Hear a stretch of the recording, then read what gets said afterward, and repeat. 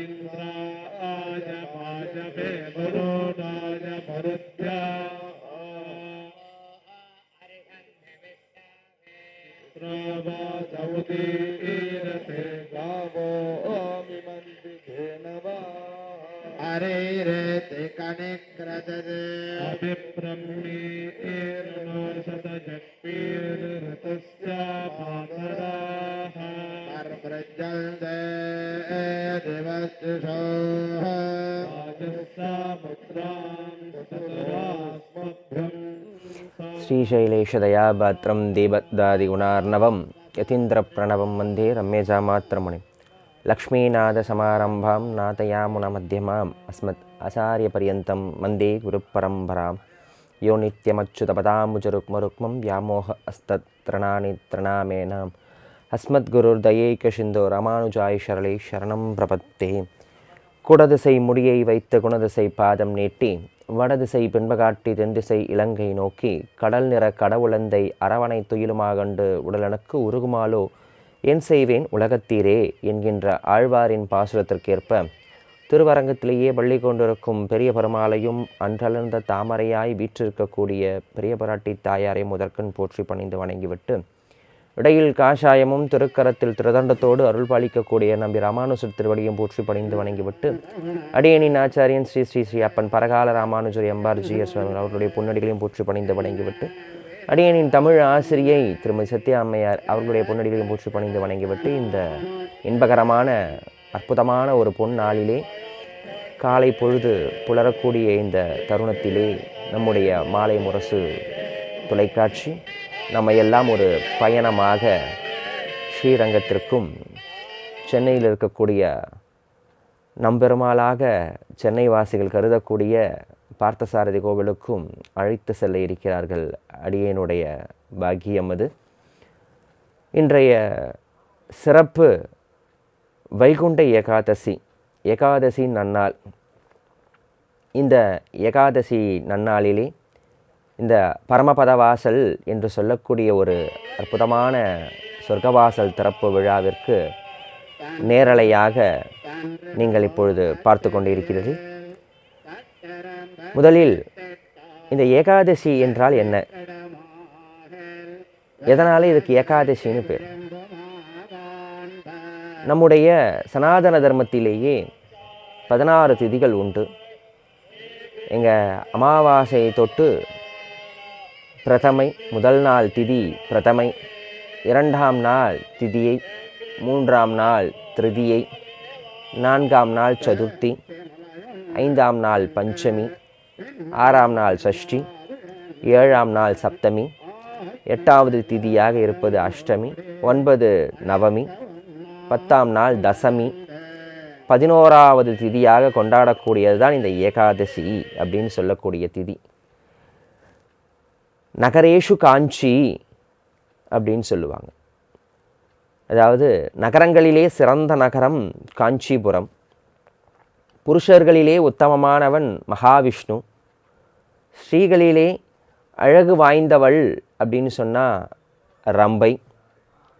அதே போல் தீர்த்தங்களிலே புனிதமானது கங்கை.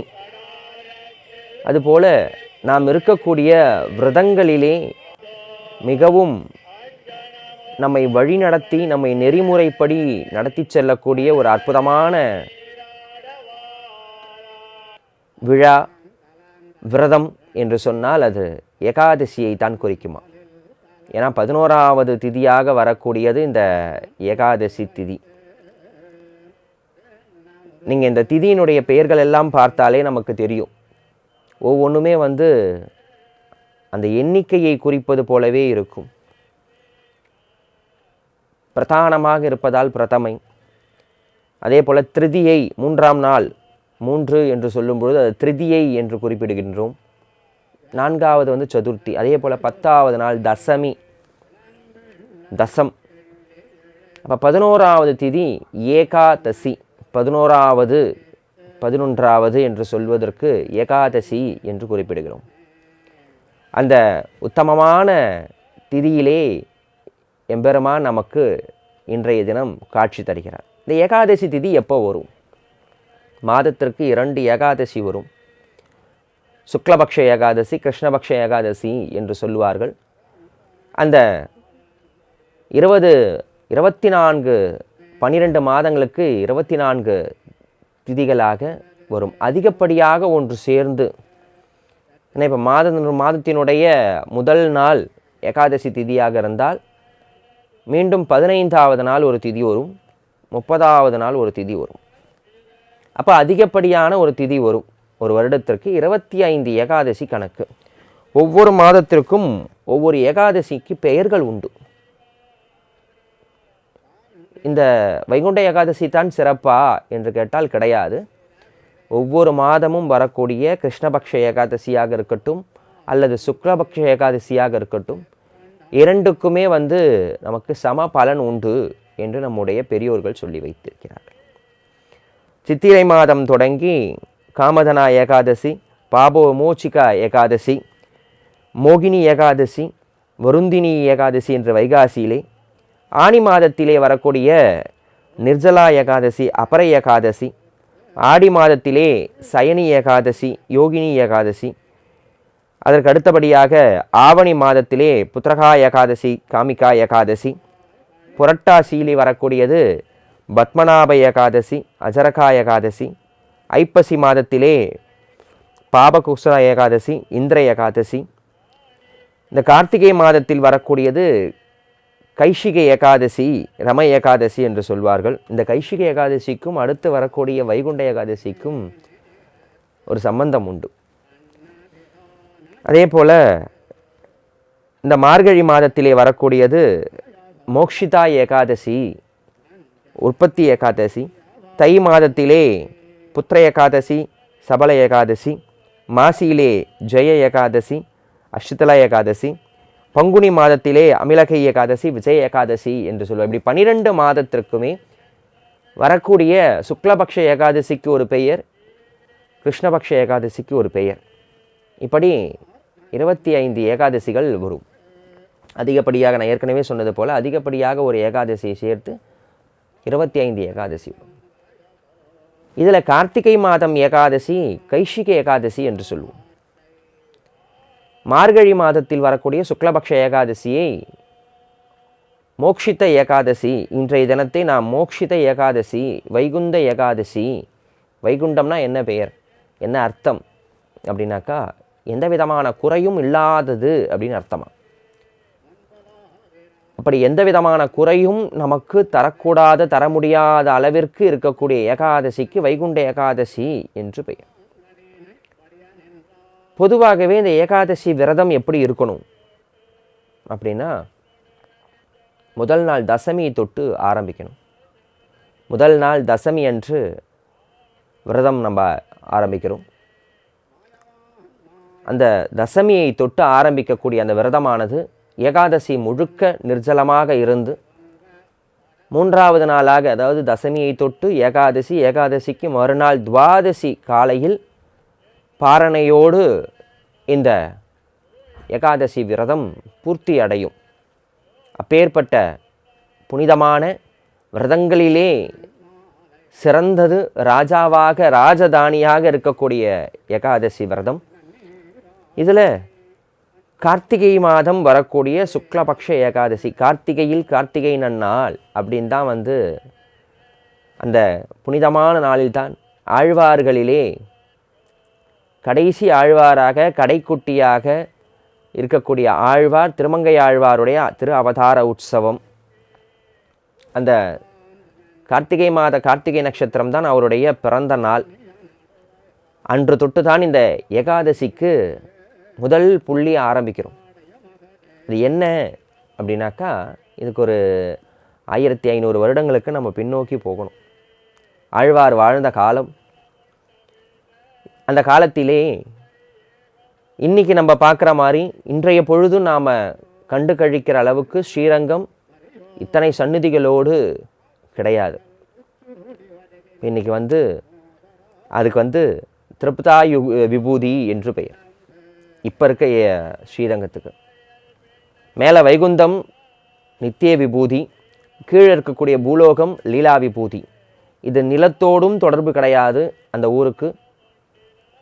சரி, வைகுந்தத்தோடு தொடர்பு உண்டா அப்படின்னு கேட்டால் அதுவும் கிடையாது. அது மேலே கிடையாது, பூமியில் தான் இருக்குது. ஆனால் பூமியில் ஒட்டாமல் இருக்குது. இது எப்படி பூமியில் ஒட்டாமல் இருக்கும் அப்படின்னாக்கா, நீங்கள் காவேரி குடகு மலையிலே உற்பத்தியாகி கர்நாடக தேசத்தை கடந்து தமிழக எல்லைக்குள்ளே தாவி குதித்து தவழ்ந்து ஓடி வருகிறாள். அவள் அப்படியே திருச்சிக்கு வரா. காவேரி அன்னை திருச்சிக்கு வர வர வர திருச்சியை பார்த்த உடனே ரொம்ப சந்தோஷமாக பிரவகிச்சு ஓடி வராலாம். தென்னீர் பொன்னி என்று ஆழ்வார் சாதிக்கிறார். அப்பேற்பட்ட தெளிந்த நீராக வரா. அப்படி வரும்பொழுது என்ன பண்ணுறா அப்படின்னாக்கா, குடகு மலையிலிருந்து வரா இல்லையா, அந்த குடகு மலையிலிருந்து வரக்கூடியவள் தன்னுடைய பெருமானுக்காக எல்லா விதமான ஐஸ்வர்யங்களையும் அழைத்து கொண்டு முத்து, பவழம், கோமேதகம், சங்கு, இப்படி விலை மதிப்பில்லாத பொருட்களை எல்லாம் அடித்து கொண்டு பெருமானுக்காக கொண்டு வருகிறாளாம் காவேரி அன்னை. அப்படி கொண்டு வரும் பொழுது பெருமாளை பார்க்க வேண்டும் என்ற எண்ணத்தோடு இரண்டு பக்கமும் நம்மாழ்வார் நமக்காக காட்சி அளிக்கிறார். திருவல்லிக்கேணி பார்த்தசாரதி பெருமான் கோவிலிலிருந்து இந்த ஏகாதசி பெருவிழா என்பதே நம்மாழ்வாருக்காக ஏற்படுத்தப்பட்டது தான். அந்த காவேரி வந்து கொண்டிருக்கிறாள். வரும்பொழுது திருச்சி மாநகரத்தை தாண்டி ஸ்ரீரங்கம் போகிறோம். இந்த ஸ்ரீரங்கத்துக்குள்ளே போகும் பொழுது அந்த ஸ்ரீரங்கத்துக்குள்ளே நுழையிறாலாம் காவேரி. நுழைந்தவுடன் ஒரே ஒரு காவேரியாக, அகண்ட காவேரியாக, மிகப்பெரிய காவேரியாக வந்து கொண்டிருந்தவள் அப்படியே கொஞ்சம் கொஞ்சமாக இரண்டாக பிரிகிறாளாம். ஒரு மாலையை போல அந்த காவேரி உருவாகுகிறது. அது ஒரு மணல் திட்டு, அது ஒரு தீவு. ஸ்ரீரங்கம் என்பது ஒரு வகையான தீவு. இரண்டு புறமாக வடதிருக்காவேரி, தென்திருக்காவேரி என்று இரண்டு புறமுமாக அந்த காவேரி பிரிந்து அப்படி ஒரு மாலையை போல எம்பெருமானை சூழ்ந்து, அந்த எம்பெருமான் இருக்கக்கூடிய ஸ்ரீரங்கத்தை சூழ்ந்து மீண்டும் திருச்சிக்கு வெளியே போகும்பொழுது மீண்டும் ஒரே காவேரியாக பாய்ந்து தவழ்ந்து பெருமானை பார்த்துவிட்டோம் என்ற ஏக்கத்தோடு இனி எப்பொழுது பார்ப்போம் என்ற பிரிவு ஏக்கத்தோடு அப்படியே நகர்ந்து நகர்ந்து நகர்ந்து தென் தமிழகத்தை முழுக்க வளமாக்கி மீண்டும் காவேரி புகும்பட்டினம் என்ற இடத்திலே கடலோடு இணையக்கூடிய ஒரு அற்புதமான கைங்கரியத்தை காவேரி அன்று தொட்டு இன்று பரியந்தமாக செய்து கொண்டிருக்கிறார். அது ஒரு மணல் திட்டு. இந்த ஸ்ரீரங்கம் சொல்கிறோமே, அது ஒரு மணல் திட்டு. நீங்கள் ஜாகிரபிக்கல் படி பார்த்தோம் அப்படின்னு சொன்னோம்னாக்கா, அந்த புவியினுடைய ஆராய்ச்சிலாம் பண்ணுறோம் இல்லையா, அந்த ஆராய்ச்சி பண்ணுறவங்களுடைய பதில் என்ன அப்படின்னாக்கா, இரண்டு புறமும் காவேரி நீர் சூழ்ந்தால் அந்த கம்ப்ரஸ், அந்த இரண்டு புறமும் கம்ப்ரஸ், அந்த வாட்டர் கம்ப்ரஸ் மூலமாக நடுவு பகுதியில் இருக்கக்கூடிய அந்த வஸ்துவானது அப்படி மேலே தூக்கி வரும். அதுபோலத்தான் அந்த இடம் அமைந்திருக்கிறது அப்படின்னு சொல்கிறார். அப்பேற்பட்ட இடம். அதாவது முதல்ல இப்போ பீடம் ரெடி ஆகிடுது. பெருமான் வரணும், இன்னும் பெருமான் வரல. பெருமான் வர்றதுக்கு முன்னாடி நான் சொல்கிறேன். அப்போ முதல்ல பீடம் தயாராகி விட்டது. சரி, பீடம் தயாராகி விட்டதே, பெருமான் வரணும் அப்படின்னு சொன்னோம்னாக்கா தீர்த்தம் வேணும். என்ன தீர்த்தம்? 9 விதமான தீர்த்தங்கள் உண்டு ஸ்ரீரங்கத்தில். அப்போ சந்திர புஷ்கரணி அப்படின்னு அங்கே ஒன்று உருவாகுது. இப்போ வடக்கு வாசல் வழியாக பெருமாள் வரார் இல்லையா, அப்படி ஏழும் பொழுது ஆயிரங்கால் மண்டபம் போகிறதுக்கு முன்னாடி, அந்த வெள்ளகோபுரம் ஆயிரங்கால் மண்டபத்துக்கு போகிறதுக்கு முன்னாடி, கண்ணாடி ஆண்டாள் சன்னதிக்கு முன்னாடி ஸ்ரீரங்கத்தில் அந்த சந்திர புஷ்கரணி இருக்கும். சுவாமிக்கு அங்கே தான் தீர்த்தவாரி எல்லாம் நடக்கும் நம்பெருமாளுக்கு. அந்த சந்திர புஷ்கரணி உருவாகுது. சந்திர புஷ்கரணி எப்படி உருவாகுது அப்படின்னாக்கா, தக்ஷ பிரஜாபதியினுடைய வரலாறு. தக்ஷ பிரஜாபதிக்கு நிறைய பிள்ளைகள், அதில் 27 நட்சத்திரங்களும் 27 பெண்களாக பிறக்கிறார்கள். அப்படி இருக்கும் பொழுது அந்த 27 பிள்ளைகளையும் 27 பெண் பிள்ளைகளையும் சந்திர பகவானுக்கு கன்னிகாதானம் செய்து தருகிறார். அப்படி கன்னிகாதானம் செய்து தரும்பொழுதே சொல்றார், எந்த ஒரு பெண்ணையும் நீ மனம் கோபாமல் நடந்து கொள்ள வேண்டும் சந்திர பகவானே என்று சொல்கிறார். 27 மனைவி. சற்றே நாம் யோசித்தால் இது நகைப்பாக கூட இருக்கும். இது என்ன புராணத்தில் இப்படியெல்லாம் இருக்கிறதே என்று. 27 நட்சத்திரங்கள் சந்திர பகவானுடைய மனைவிகளாக பாவித்துக் கொள்கிறோம். இங்கே அந்த 27 நட்சத்திரங்களிலே சந்திர பகவானுக்கு மிகவும் பிடித்தது ரோகிணி மட்டும்தான். மற்றைய பெண்களுக்கெல்லாம் மன வருத்தம். எப்பொழுது பார்த்தாலும் சந்திர பகவான் அந்த ரோகிணியோடவே பேசிக்கொண்டிருக்கிறார் என்று தன்னுடைய தகப்பனாரான தக்ஷ பிரஜாபதி கிட்ட போய் கம்ப்ளைண்ட் பண்ணுறாங்க. ஒரு புகார் மாதிரி கொடுக்குறாங்க. கொடுத்த உடனே ரொம்ப கோபப்பட்ட தக்ஷன், இந்த அழகும் இளமையும் உன்னிடத்தில் இருப்பதால் தானே, இந்த வனப்பு இருப்பதால் தானே உனக்கு இந்த எண்ணம் தோன்றியது என்று சொல்ல, இந்த அழகு தேயக்கடவுது என்று சபிக்கிறார். உடனே தன்னுடைய தவறை உணர்ந்து தன்னுடைய மாமனாரான தக்ஷனிடத்திலே போய், சுவாமி நான் தெரியாமல் பண்ணிட்டேன்னு தன்னுடைய சாப விமோசனம் கேட்குறான். அப்போ தக்ஷன் சொல்கிறார், இந்த மாதிரி பூலோகத்தில் ஸ்ரீரங்கத்தில், அதுக்கு ஸ்ரீரங்கம் கூட இப்போ பேர் கிடையாது, ஏன்னா இன்னும் பெருமாள் வரலையே, அந்த இடத்த சொல்லி அந்த இடத்துல ஒரு குளம் இருக்குது, அங்கே போய் நீ தீர்த்தமாடு அப்படின்னு சொல்லு. சந்திரன் வந்து தன்னுடைய பாபத்தை தீர்த்ததால அந்த இடத்திற்கு அந்த குளத்திற்கு சந்திர புஷ்கரணி என்று பெயர். அப்போ முதல்ல இடம் வந்தாயிடுத்து. அதுக்கு அடுத்தபடியாக பெருமானுக்கு தேவையான தீர்த்தம் வந்துடுது. ஏற்கனவே காவேரி வந்து மாலையாக 2 புறமும் அந்த இடத்தை சூழ்ந்து ஓடிக்கொண்டிருக்கிறது. சரி, இந்த பெருமாள் எப்படி உருவானார்? ஸ்ரீரங்கம் அப்படின்னு சொல்கிறோமே, அவருக்கு நிறைய பெயர். குறிப்பாக பெரிய பெருமாள்னு சொல்லுவோம், உற்சவரை நம்பெருமாள்னு சொல்லுவோம். இந்த நம்பெருமாள்ன்ற வரலாறுலாம் ரொம்ப அழகானது, சுவையானது. இந்த பெருமாள் எப்படி உருவாகினார் அப்படின்னாக்கா, பிரம்மாவுக்கு ஒரு ஆசை. ஏன்னா எம்பெருமானுடைய நாபியிலிருந்து வந்தவர், மகாவிஷ்ணுவனுடைய நாபியிலிருந்து வந்தவர். அந்த பெருமாளை பார்க்கணும் அப்படின்ற ஒரு ஆசையால் திருப்பார்கடலிலே அமர்ந்து கொண்டு தவம் செய்கிறார். பல ஆண்டுகள் தவம் செய்கிறார் பிரம்மதேவர். பிரம்மதேவருக்கு அந்த தவத்திற்கு மெச்சு எம்பெருமான் அசரீரியாக குரல் கொடுக்கிறார். அப்பா பிரம்மனே என்ன வேணும்? சுவாமி உங்களை நான் அடியேன் பார்க்கணும். காட்சி கொடுக்குறார்.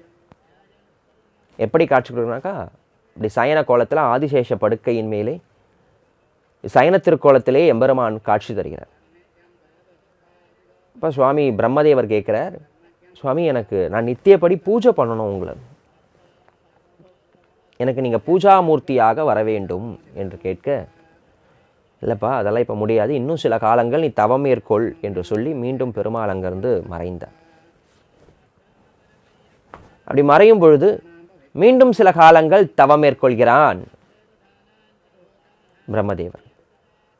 மீண்டும் அவருடைய தவத்திற்கு மெச்சு சர்வேஸ்வரனான பரவாசுதேவன் பார்க்கடலிலே ஒரு நீர்க்குமிழியாக, ஒரு ஜலத்திலே ஏற்படக்கூடிய நீர்க்குமிழியாக எம்பெருமான் காட்சி தருகிறார். எப்படி காட்சி தருகிறார்? ஒரு விமானம், அந்த விமானம் ஓம்காரம், அதாவது பிரணவம் அப்படின்னு சொல்கிறோமே, ஓம் அப்படின்று அந்த ஓம்கார வடிவத்திலே ஒரு விமானம். அந்த விமானத்திற்கு கீழே எப்படி பிரம்மனுக்கு காட்சி கொடுத்தாரோ அதே போல பெரிய பெருமாளாக ஆதிசேஷ படுக்கை, அதன் மீது 2 புஜங்கள், எம்பெருமான் சயன திருக்கோலத்திலேயே ஆதிசேஷ சயனத்தின் மீது அமர்ந்து கொண்டு 2 திருமண தூண்கள், அந்த பீடம், கோபுரம் எல்லாம் சேர்த்து பிரம்மதேவருக்கு காட்சி தருகிறார். நீ அர்ச்சா திருமேனி வேணும்னு கேட்டியோனோ, இந்தா வச்சுக்கோ அப்படின்னு சொல்லி பிரம்மனுக்கு ஆராதனம் செய்யக்கூடிய எம்பெருமானாக பரவாசுதேவன் வருகிறார். பிரம்மன் பல ஆண்டுகள் தவம் பண்ணியிருக்காரு பெருமாளை. பல ஆண்டுகள் அந்த பெருமாளை, வாசுதேவ பெருமான் பேர், பல ஆண்டுகள் தவம் மேற்கொள்கிறார். இதில் திருவாராதனம் பண்ணுறதுன்றது ரொம்ப கிரமம். ஒரு ஆள் திருவாராதனம் பண்ணுறாங்க அப்படின்னு சொன்னால் தர்மபத்தினி உட்காந்து சந்தனமெல்லாம் இழைச்சி தரணுமா. ஏன்னா அவளுக்கும் அந்த கைங்கரியம் கொடுக்கணுமோனோ. ஆண்களுக்கு மட்டுமே கைங்கரியம் கொடுக்கணும் அப்படின்னு வைஷ்ணவம் சொல்லலையே. அப்போது பிரம்மதேவர் தவம் மேற்கொள்கிறார். அந்த தவத்திற்கு மெச்சி பரவாசுதேவன் பிரணவாகார விமானத்தோடு திருமணத்தூண்களோடு பெரிய பெருமாளாக காட்சியளிக்கிறார். இதை கொண்டு போய் அவன் திருவாராதனம் பண்ணிகிட்டு இருக்கான். பிரம்மா திருவாராதனம் பண்ணுறார். பக்கத்தில் சரஸ்வதி உட்காந்து சந்தனமெல்லாம் இழைச்சி தராலாம். அப்படி இழைச்சி கொடுத்துட்டு இருக்கும் பொழுது சூரியன், விவஸ்வான்னு பேர் சூரியனுக்கு, சூரியனிடத்திலிருந்து தோன்றியது ஒரு பரம்பரை. அதுக்கு ரகுகுலம்னு பேர். சூரியன்னா ரகு. அவன் மூலமாக இந்த பரம்பரை, இந்த வம்சம் தொடங்கியது. ஆதலால இந்த பரம்பரைக்கு ரகுகுலம் என்று பெயர். இந்த சூரியனிடத்திலிருந்து தோன்றியது விவஸ்வான். விவஸ்வானுக்கு சூரியன்னு பெயர்னு பார்த்தோம்.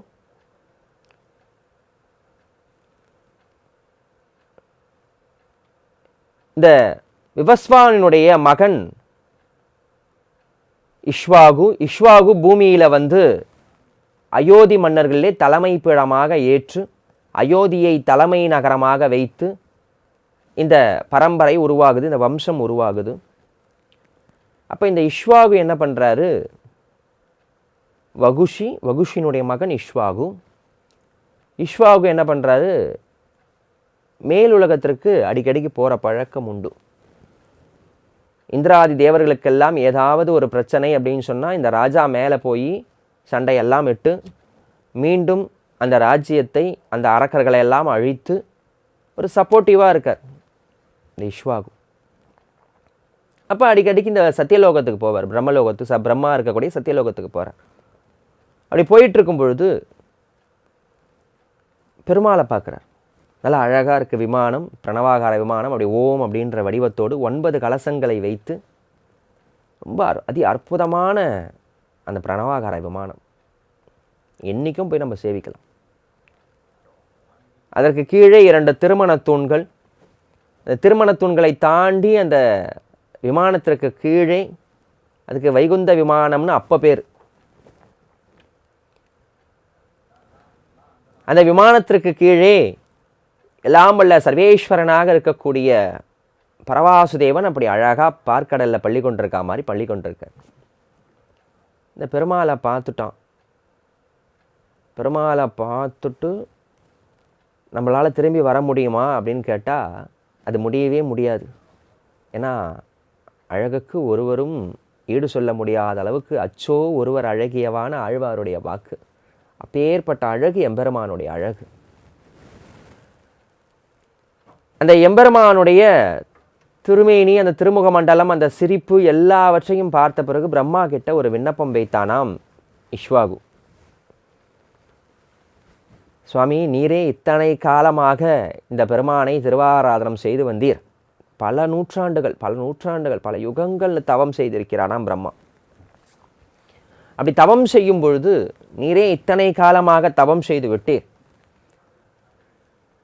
உமக்கு சலிக்கவில்லையா சுவாமி அப்படின்னு கேட்குறாங்க. அது எப்படி சலிக்கும்? நித்தம் நம்ம அக்காரடிசல் சாப்பிட்டா சலிக்குமா? அதை விட அற்புதமான ஒன்று எம்பெருமான். இன்னைக்கெல்லாம் பார்த்துக்கிட்டே இருக்கலாமோ அப்படின்னு தோணும். அப்பேற்பட்ட அழகு. இல்லை, நீரே இந்த அழகையெல்லாம் ரசித்து கொண்டிருக்கிறீர், எங்களுடைய பூலோகவாசிகளும் கொஞ்சம் ரசிக்கணும் சுவாமி அப்படின்னு சொன்னானா பிரம்மதேவர். நீ என்ன கேட்குறேன்னு சொல்லு அப்படின்னு சொல்ல, சுவாமி இந்த பெருமாளை எனக்கு தந்தருள வேண்டும் அப்படின்னு பிரார்த்தனை பண்ணுறான் பிரம்மதேவர்கிட்ட.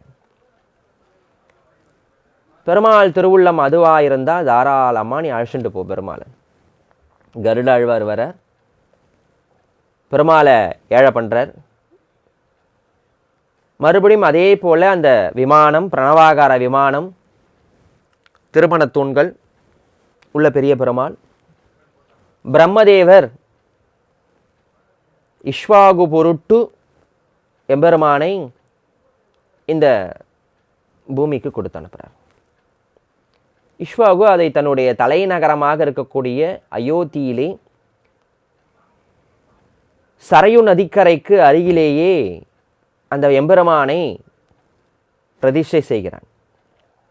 இஷ்வாகு, வகுஷி, பாணன், அனரண்யன், சகர்ணன், தந்துமாரன், திரிசங்கு, அரிச்சந்திரன், இப்படி ஒவ்வொரு அந்த குலத்தில் வந்தவர்களும் அந்த பெருமானை தன்னுடைய குலதெய்வமாகவே நினைத்து, குலதெய்வமாக பாவித்து அந்த பெருமாளுக்கு எல்லா விதமான கைங்கரியத்தையும் செய்கிறாங்க.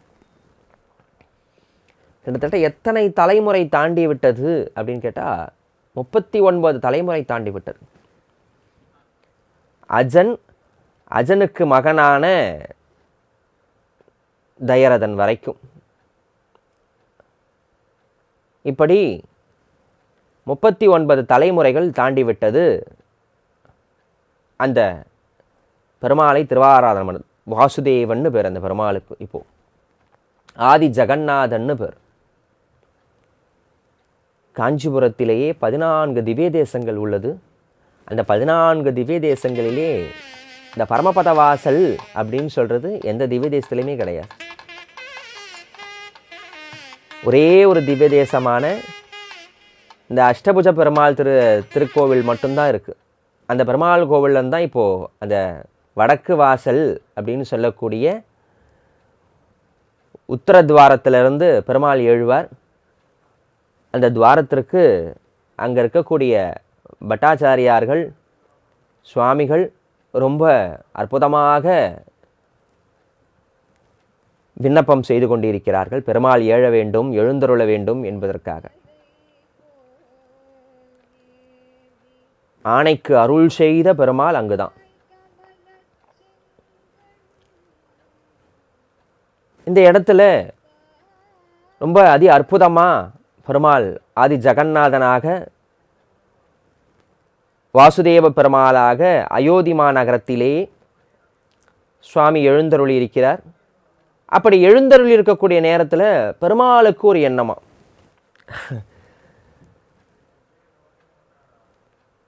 என்ன எண்ணம் அப்படின்னாக்கா, எனக்கு ஏற்றாறு போல திருவாராதனம் செய்வதற்கு யாரும் இல்லை, எனக்கு ஏற்றாறு போல திருவாராதனம் செய்வதற்கு யாரும் இல்லை, ஏதோ ஒரு குறை,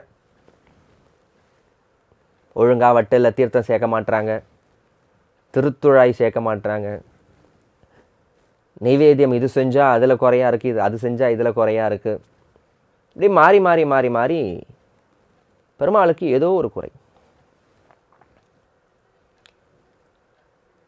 அப்போது என்ன நடக்குது அப்படின்னாக்கா, பெருமாளுக்கு ஒரு ஆசை. இது ரொம்ப விளையாட்டாக சொல்லுவாங்க. புதுசாக கல்யாணமாகி முதல் ஒரு 10 நாள் அந்த மாமா கேட்பாராம் தன்னுடைய ஆம்படியா கிட்ட, ஏண்டி அம்மா தளிகெல்லாம் ஒழுங்காக பண்ணக்கூடாதா, அதில் கொஞ்சம் உப்பு அதிகமாக இருக்குது, இதில் கொஞ்சம் உரப்பு அதிகமாக இருக்குது. உடனே அந்த ஆற்று மாமி என்ன பண்ணுவாலாம், சரி அப்படின்னு சொல்லி அதை கொஞ்சம் திருத்தி மாற்றி பண்ணி கொடுப்பாலாம். ஒரு 5 வருஷம் ஆயிருக்கும். மறுபடியும் மாமா, அந்த ஆற்று மாமா இப்படியே சொல்லுவாராம், இல்லை சரியில்லை அப்படின்னு.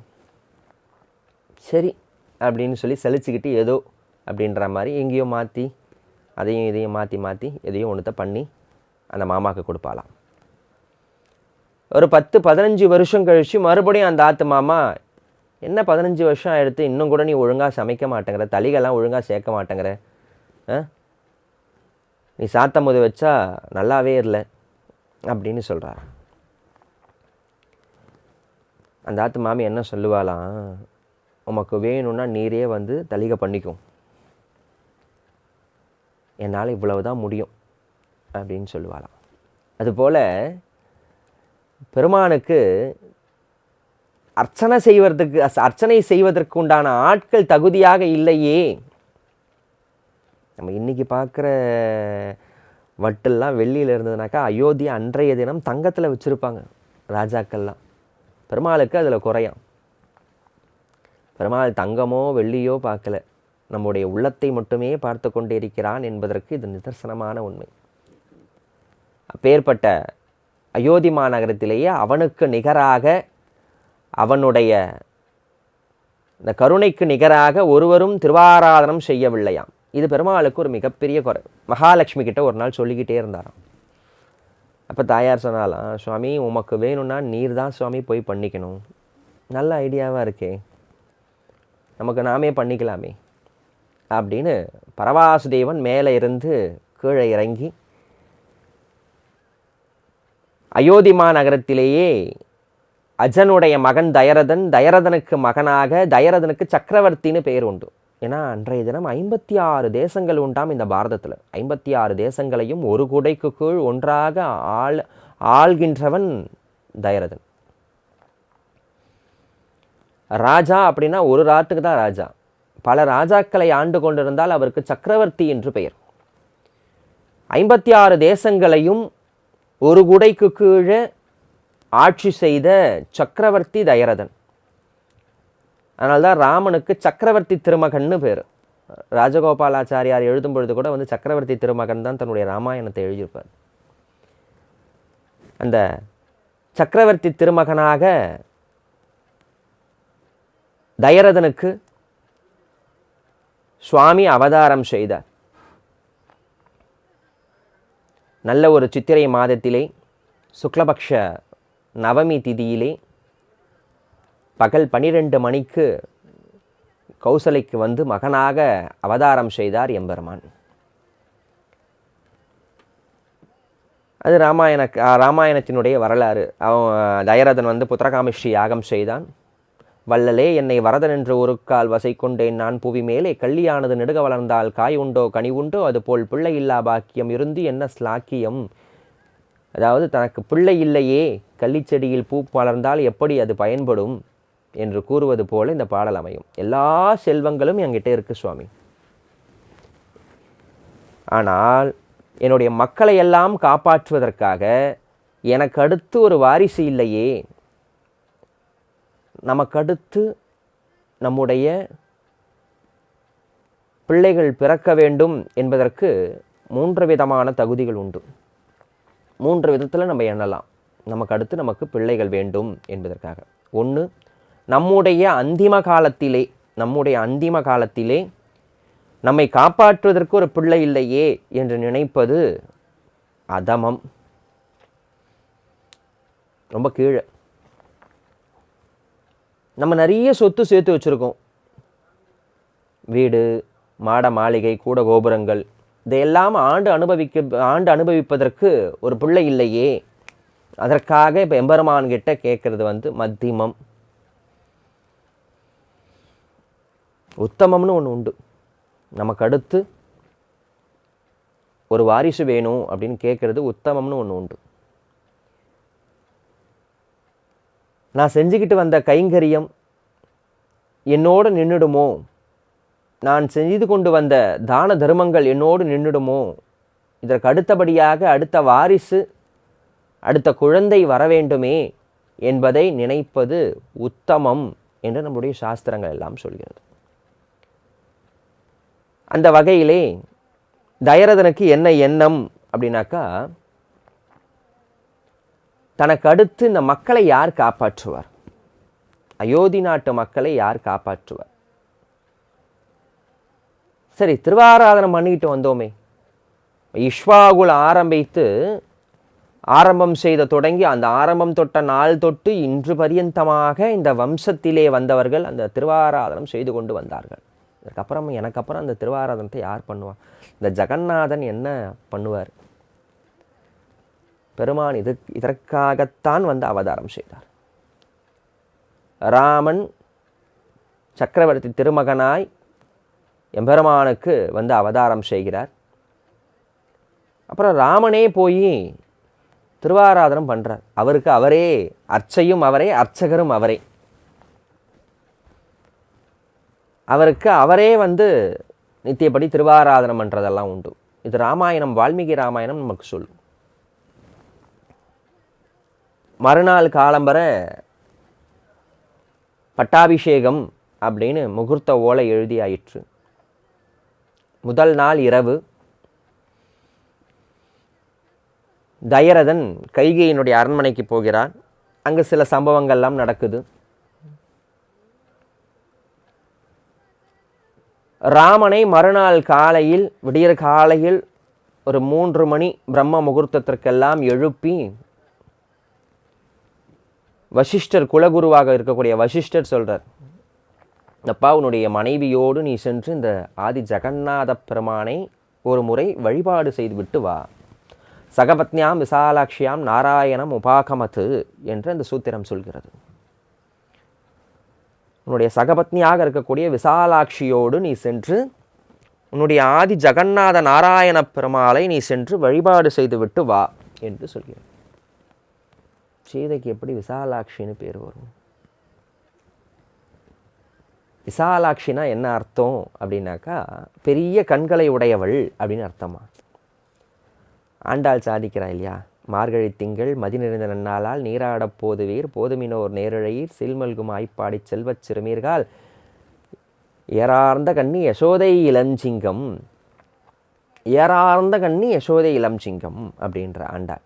அதாவது ஏறார்ந்த கண்ணி அப்படின்னாக்கா இருப்பதிலேயே பெரிய கண்களை உடையவள் யசோதையாம். ஒரு வருங்கால மாமியார் யசோதை ஆண்டாளுக்கு இல்லையா. இன்னும் வந்து திருமணம் ஆகலை. வருங்கால மாமியார், ஒரு வருங்கால மாமியாரை பார்த்து, மாமி உங்கள் கண்கள் ரொம்ப பெருசாக இருக்குது அப்படின்னு சொல்லலாம். எப்படி சொல்ல முடியும்? ஆனால் இதில் உள்ளே இருக்கக்கூடிய நயம் என்ன அப்படின்னாக்கா, இங்கே கண்ணன் என்ன பண்ணுவானா, ஒவ்வொரு நாளும் ஒவ்வொரு விதமான சேஷ்டிதங்களை பண்ணிக்கிட்டே இருப்பானா. இப்படி கண்ணன்னு சொல்லும்போது சாக்ஷாத் பார்சாரதி தான் கண்ணன். வெங்கடகிருஷ்ணன்னு பேர் அவருக்கு. ஒவ்வொரு நாளும் ஒவ்வொரு சேஷ்டிதங்களை எல்லாம் வல்ல கண்ணன் பண்ணிக்கிட்டே இருப்பான். ஒரு நாள் பார்த்தா பூதகியை கொள்கிறான், ஒரு நாள் பார்த்தா சகடாசுரனை அழிக்கிறான், ஒரு நாள் பார்த்தா வத்சலாசுரனை கொள்கிறான், ஒரு நாள் பார்த்தா திலம்பிதாசுரனை கொள்கிறான், ஒரு நாள் பார்த்தா கேசின்னு வந்த குதிரையை கொள்கிறான், ஒரு நாள் பெரிய பாம்பு மலைப்பாம்புடைய வயிற்றில் போய் வாய் வழியாக வெளியில் வரான். மண்ணை தின்னு இந்த 14 புவனத்தையும் தன்னுடைய தாய்க்கு முதல்ல லைவ் போட்டது கண்ணன் தான். நம்ம நினைக்கிறோம்ல, நம்ம இப்போ லைவ் பார்த்துக்கிட்டு இருக்கோம் அப்படின்னு. இல்லை, முதல்ல வந்து லைவ் டெலிகாஸ்ட் பண்ணது யார் அப்படின்னாக்கா எங்கள் கண்ணன் தான். ஏன்னா மண்ணை சாப்பிட்டு டெய் கண்ணா வாயத்தொற அப்படின்ன உடனே தியாகராஜர் தான் ரொம்ப அழகாக சொல்லுவார், சமயானிக்கு தகுமாட்டலாட அப்படின்வார். என்னடா கண்ணா மண்ணு தின்னியா? இல்லைம்மா மண்ணு தின்னலம்மா அப்படின்மா நான் கண்ணன். எங்கள் வாயத்தொற? பலராமா நான் சொன்னானே. அண்ணா பலராமா நான் பொய் சொல்கிறாம்மா அப்படின்வானா. அப்போது வாயத்தொறன்ன உடனே அந்த எம்பெருமானுடைய திருவாயிலே 14 புவனங்களும் அண்ட பிரம்மாண்டமெல்லாம் தெரிந்ததாம். அந்த அண்ட பிரம்மாண்டத்தில் அதில் ஒரு பூமி, அதில் ஒரு பாரத வருஷம், அதில் ஒரு பரதகண்டம், அதில் ஒரு உத்தரப்பிரதேசம், அதில் ஒரு துவாரகை, அதில் ஒரு ஆய்ப்பாடி, அதில் ஒரு வீட்டில், அதில் ஒரு குஞ்சி கண்ணன், அதில் ஒரு யசோதை வாயத்தோரன்னு காட்டுறாங்க. அந்த வாய்க்குள்ளே அண்ட பிரம்மாண்டம் தெரியலாம். இப்படி முதல்ல லைவ் காட்டினது வந்து கண்ணன் தான். அதே போல் கண்ணன் வந்து எல்லா வகையிலுமே இதை பார்த்து பார்த்து பார்த்து பார்த்து ஆச்சரியப்பட்டு நீங்கள் பொதுவாகவே நம்ம பார்க்கக்கூடாத ஒரு காட்சியை பார்த்தோம்னா கண்கள் என்ன பண்ணோம்னாக்கா கண்களை மூடிக்கொள்ளும். பார்க்கவே முடியாத சில ஆச்சரியமான காரியங்களை எல்லாம் நம்ம பார்க்குறோம்னாக்கா கண்கள் சாதாரணமாக இருப்பதை விட ஒரு படி அப்படி மேலே விரிந்து போகும். இது மனிதர்களுடைய இயல்பு. அதுபோல் இங்கே யசோதை ஒவ்வொரு நாளும் ஒவ்வொரு விதமான லீலைகளை பார்த்து பார்த்து பார்த்து பார்த்து பார்த்து அவளுடைய கண்கள் ஏறார்ந்த கண்ணியாக மாறிவிட்டாள்.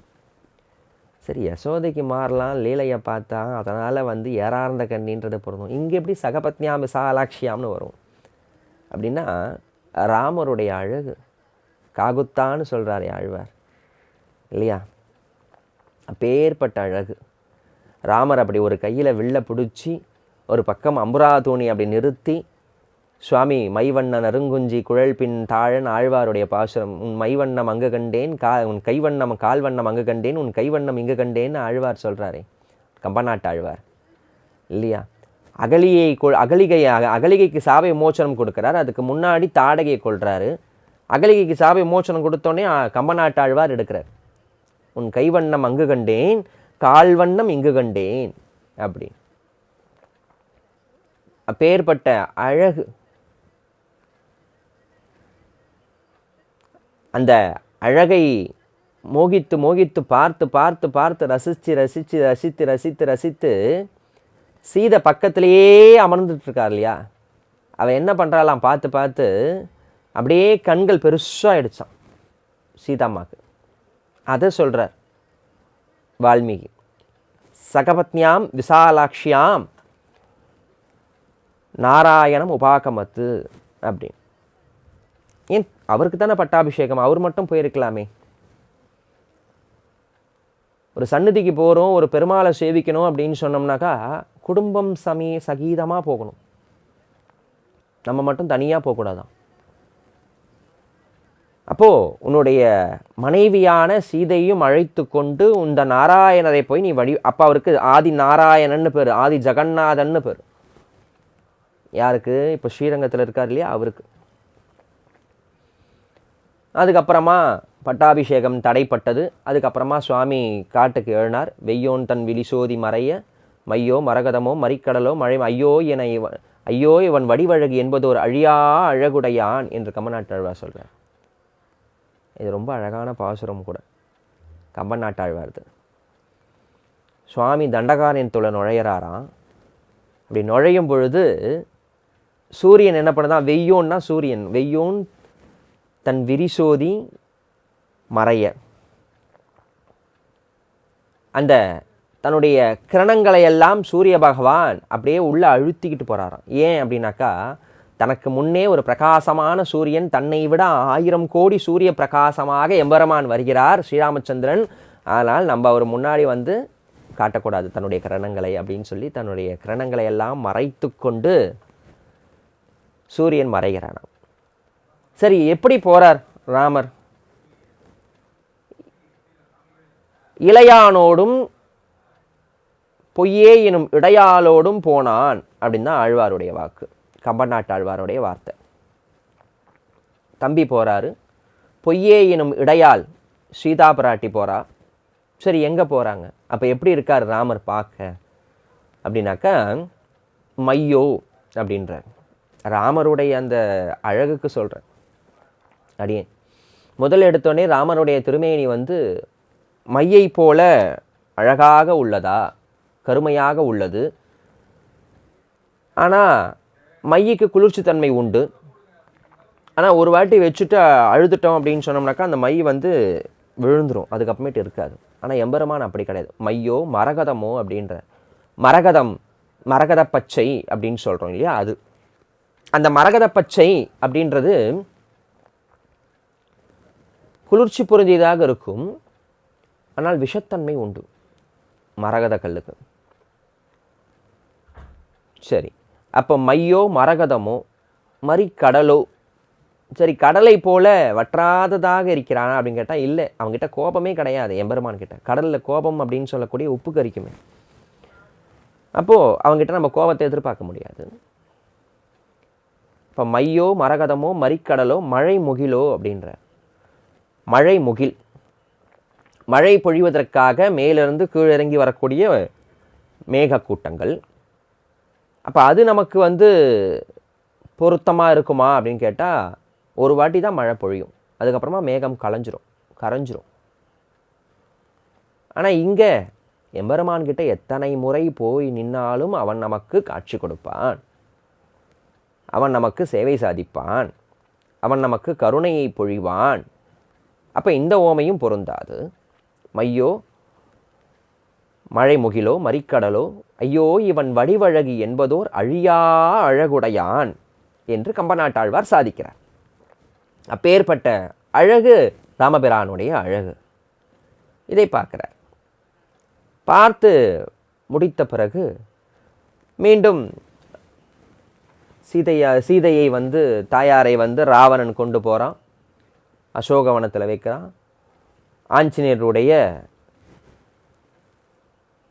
பெரும் கருணையால், சீதையினுடைய பொறுமையினாலும் மீண்டும் சீதையை ராமனிடத்திலே கொண்டு வந்து சேர்த்ததாக நமக்கு வரலாறு சொல்கிறது. இப்போ மறுபடியும் பட்டாபிஷேகம், முன்ன தடைப்பட்ட பட்டாபிஷேகம் இப்போ மீண்டும் நடக்குது, ராமர் பட்டாபிஷேகம். இப்போ இந்த ராமர் பட்டாபிஷேகத்தில் ராமர் தன்னுடைய தர்பாரிலே கொழுவிற்றிருக்கிறார் பிராட்டியோடு. எல்லாருக்கும் பரிசு கொடுத்து அனுப்புகிறார், ஒவ்வொருத்தருக்கும் ஒவ்வொரு விதமான பரிசுகளை கொடுத்து அனுப்புகிறார். யார் யாருக்கு என்னென்ன வேணும், யார் யாருக்கு என்னென்ன பார்த்து பார்த்து பார்த்து பார்த்து செஞ்சு கொடுக்குறார். எல்லாம் ஒன்று ஒன்று ஒன்றுனா கொடுத்து கொடுத்து கொடுத்து கொடுத்து இறுதியாக விபீஷணன் வருகிறார். விபீஷணன் எப்பேற்பட்ட கைங்கரியத்தை எம்பெருமானுக்கு செய்திருக்கிறார் என்பது நமக்கு எல்லோருக்கும் தெரியும்.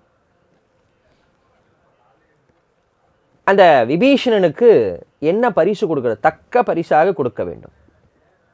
என்ன கொடுக்கலாம் என்று பார்த்த எம்பெருமான், இத்தனை காலங்களாக, இத்தனை வருடங்களாக, இத்தனை யுகங்களாக திருவாராதனம் தன்னுடைய வம்சத்தவர்களால் திருவாராதனம் செய்யப்பட்ட ஆதி ஜெகநாத பெருமாளை தூக்கி தருகிறார். அப்பா நீ எடுத்துக்கோ, இந்த பெருமாள் ரொம்ப விசேஷமானவர், கொண்டு போய் இதை உன்னுடைய நகரத்தில் பிரதிஷ்டை பண்ணிக்கோ. இது பொதுவாக ஒரு பழக்கம் உண்டு.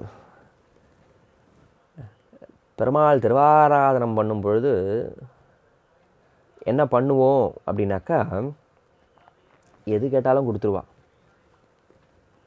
ஆனால் பெருமாளை கொடுக்க மாட்டோம். ஏன்னா அது நம்முடைய உயிருக்கும் மேலானது, நம்முடைய பிள்ளைக்கும் மேலானவன், அதை எப்படி தூக்கி கொடுக்கறது? ஆனால் ராமன் கொடுத்தான், அவனுக்கு எல்லாம் தெரியும். அயோத்தியிலேயே இருந்து விட்டால் இந்த எம்பெருமான் என்ன நிலைக்கு ஆவாரோ தெரியாதே, நம்முடைய தமிழகத்திற்கு வர வேண்டுமே என்பதற்காக எம்பெருமான் இதை அன்றையே யோசித்து நமக்கு கொடுத்திருக்கிறாராம்.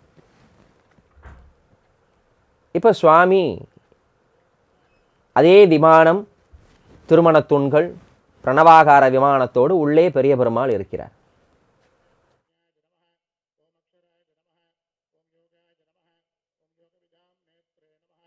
ஓம் பிரதான புருஷேஸ்வராய நமஹ, ஓம் நாரசிம்ஹபுருஷே நமஹ, ஓம் ஸ்ரீமதே நமஹ, ஓம் கேசவாய நமஹ, ஓம் புருஷோத்தமாய நமஹ, ஓம் சர்வஸ்மை நமஹ, ஓம் சர்வாய நமஹ, ஓம் சிவாய நமஹ, ஓம் ஸ்தானவே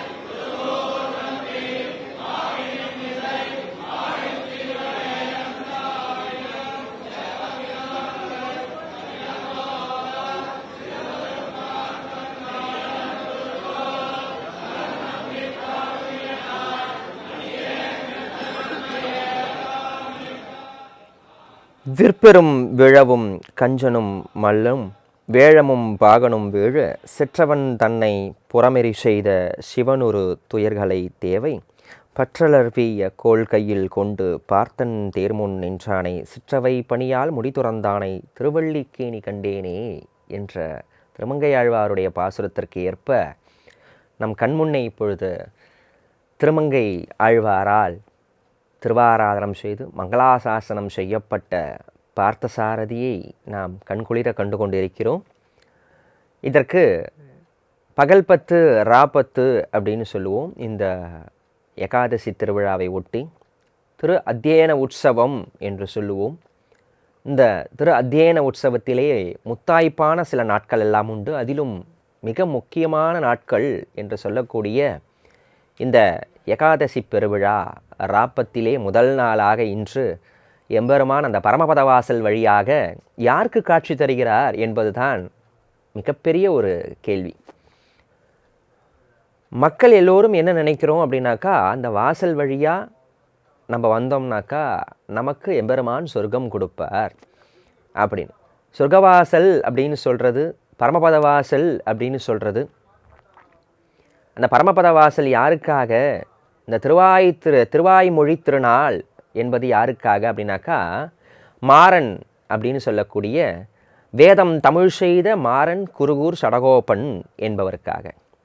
ரொம்ப அதி அற்புதமாக இன்று பெருமாள் சேவை, ஆச்சாரியர் சேவையோடு நமக்கு ஆழ்வார் சேவையும் இந்த மாலை முரசு நியூஸ் சேனல் அவர்கள் நமக்கு படம் பிடித்து காட்டிக் கொண்டிருக்கிறார்கள். அவர்களுக்கு அடியேனுடைய நெஞ்சார்ந்த நன்றிகளை மீண்டும் ஒரு முறை உரித்தாக்கிக் கொள்கிறேன். நம்ம அங்கே கிட்ட போய் நம்ம நின்னோம்னா கூட இந்த அளவுக்கு எம்பெருமானை ரசிக்க முடியுமா என்பது மிகப்பெரிய ஐயப்பாடு. ஏன்னா அடியேன் கிட்டத்தட்ட ஒரு 10 நாளாக திருவள்ளிக்கேணிக்கு அடியேன் போயிட்டு இருந்தேன். பெருமாளை ரசித்து பார்க்குறதுக்கு 2 கண்கள் பத்தாது. எங்கேயோ தூரமாக சுவாமி வருவார். ஒவ்வொரு நாளும் ஒவ்வொரு திருக்கோலத்திலே எம்பெருமான் சேவை சாதித்தார். அதிலே அந்த பெருமாளுக்கு என்ன விசேஷம் அப்படின்னாக்கா, அந்த திருக்கோவிலுக்கே என்ன விசேஷம் அப்படின்னாக்கா, வேறு எங்கேயுமே நீங்கள் பார்க்க முடியாது. எந்த 108 திவ்ய தேசத்தில், எந்த 108 திவ்ய தேசத்துலையுமே இல்லாத சில சிறப்புகள் எல்லாம் அந்த பெருமாளுக்கு உண்டு. என்ன சிறப்புகள் அப்படின்னாக்கா, பெருமாள் 5 நிலையிலே நமக்கு சேவை சாதிப்பார். 5 நிலையிலே சேவை சாதிப்பார். நின்ற திருக்கோலம் எம்பெருமான் வெங்கடகிருஷ்ணனாக மூலவர் பார்த்தசாரதி பெருமான். அவரை பார்க்கறதுக்கு முன்னாடி இந்த பக்கமாக உள்ள நுழைந்த உடனே, நீங்கள் உள்ள கோவில் உள்ளே போகிறீங்கனாக்கா முதல்ல நுழைஞ்சவுடனே துவஜஸ்தம்பம், அதை தாண்டி அப்படியே லைனில் நிற்கிறோம் இல்லையா, அந்த வரிசையில் நிற்கிறோம் அப்படின்னு சொன்னோம்னாக்கா, அந்த வரிசையில் முதலாவதாக திருக்கச்சி நம்பிகள், அதுக்கப்புறமா தேசிகர் சந்நிதி, அதற்கு அடுத்தபடியாக தேசிகர் சந்நிதியை அடுத்தபடியாக உடையவர் சந்நிதி, உடையவருக்கு அடுத்து மணவாள மாமுனிகள் சந்நிதி, அதற்கு அடுத்தபடியாக உள்ளே நுழையும் பொழுது ராமபிரான் சந்நிதி. சுவாமி நடந்த திருக்கோலம் சற்றே அந்த வலது காலை முன்னே நிறுத்தி வைத்திருப்பாராம் ராமபிரான். அந்த ராமபிரானுக்காக இந்த பாசுரம். எப்படியாம்? பார்த்தன் தேர்முன் நின்றானை சிற்றவை பணியால் முடி துறந்தானை, சிற்றன்னையின் காரணமாக முடி துறந்தானை திருவள்ளிக்கேணி கண்டேனே என்று ஆழ்வார் எடுக்கிறார். அதற்கு அடுத்தபடியாக மன்னாத பெருமான், மமநாதனாக வேதவள்ளி தாயாரால் அடையாளம் செய்யப்பட்ட பெருமான். அந்த திருக்கோவிலே வேதவள்ளி தாயார் இருக்கிறாள். இந்த வேதவள்ளி தாயார் பிருகு மகரிஷிக்கு அந்த கைவிரணி அந்த புஷ்கரணிலே 1000 தாமரைகளுக்கு நடுவிலே தாய் உதித்தாளாம். தாய் அயோனிஜையாக அங்கு அவதாரம் செய்தாள். பெருமானுக்குத்தான் பிறப்பு உண்டே தவிர தாயாருக்கு ஒரு காலம் பிறப்பு கிடையாது. அவள் மூல பிரகிருதி, மூலத்தை யாராலும் உருவாக்க முடியாது. எம்பெருமானுக்கு பிறப்பு உண்டு. கண்ணனாக பிறந்தான், ராமனாக பிறந்தான், வாமனனாக பிறந்தான். ஆனால் எங்காவது தாயாருக்கு கர்ப்பவாசம் உண்டு என்று கேள்விப்பட்டிருக்கிறோமா என்று கேட்டால் கிடையாது. தாயார் அயோனிஜை தான். 1000 இதழ்கள் கொண்ட தாமரையிலே தாயார் அங்கே அவதாரம் செய்கிறாள் பிருகு மகரிஷிக்காக. அப்போ கல்யாண உச்சிதமான வயசு வந்தவுடன், அம்மா உனக்கு நான் மாப்பிள்ளை பார்க்கணுமா, என்ன மாதிரியான மாப்பிள்ளை பார்க்கணும்னு சொல்லுமா அப்படின்னு கேட்க, எனக்கு இவரை மாதிரி மாப்பிள்ளை வேணும், அங்கே படுத்துக்கிட்டு இருக்காரே ரங்கநாதன், அவரை போல மாப்பிள்ளை, ஏன் அவரே எனக்கு மாப்பிள்ளைய மமநாதனாக அவரைத்தான் நான் வரித்து கொண்டிருக்கிறேன் சுவாமி அப்படின்னு தன்னுடைய தந்தையார்கிட்ட சொல்கிறாளாம். இதை கேட்டவுடன் மன்னாத பெருமானுக்கும் வேதவள்ளிக்கும் திருக்கல்யாண மகோத்சவம் மாசி மாசத்திலே இன்றும் நடந்து கொண்டிருக்கிறது திருவள்ளிக்கேணில். அப்போது கிடந்த திருக்கோலத்திலே மன்னாத பெருமான், நின்ற திருக்கோலத்திலேயே மூலவர் வெங்கடகிருஷ்ணன். மூலவர் வெங்கடகிருஷ்ணன் கிட்ட நிறைய அதிசயங்களை நாம் பார்த்து கொண்டிருக்கலாம். சுவாமிக்கு 2 கரங்கள் தான், சதுர்புஜங்கள் கிடையாது. மூலவருக்கு 7 அடி உயரம் இருப்பார். மீசை உள்ள ஒரே பெருமாள் அவர் மட்டும்தான்.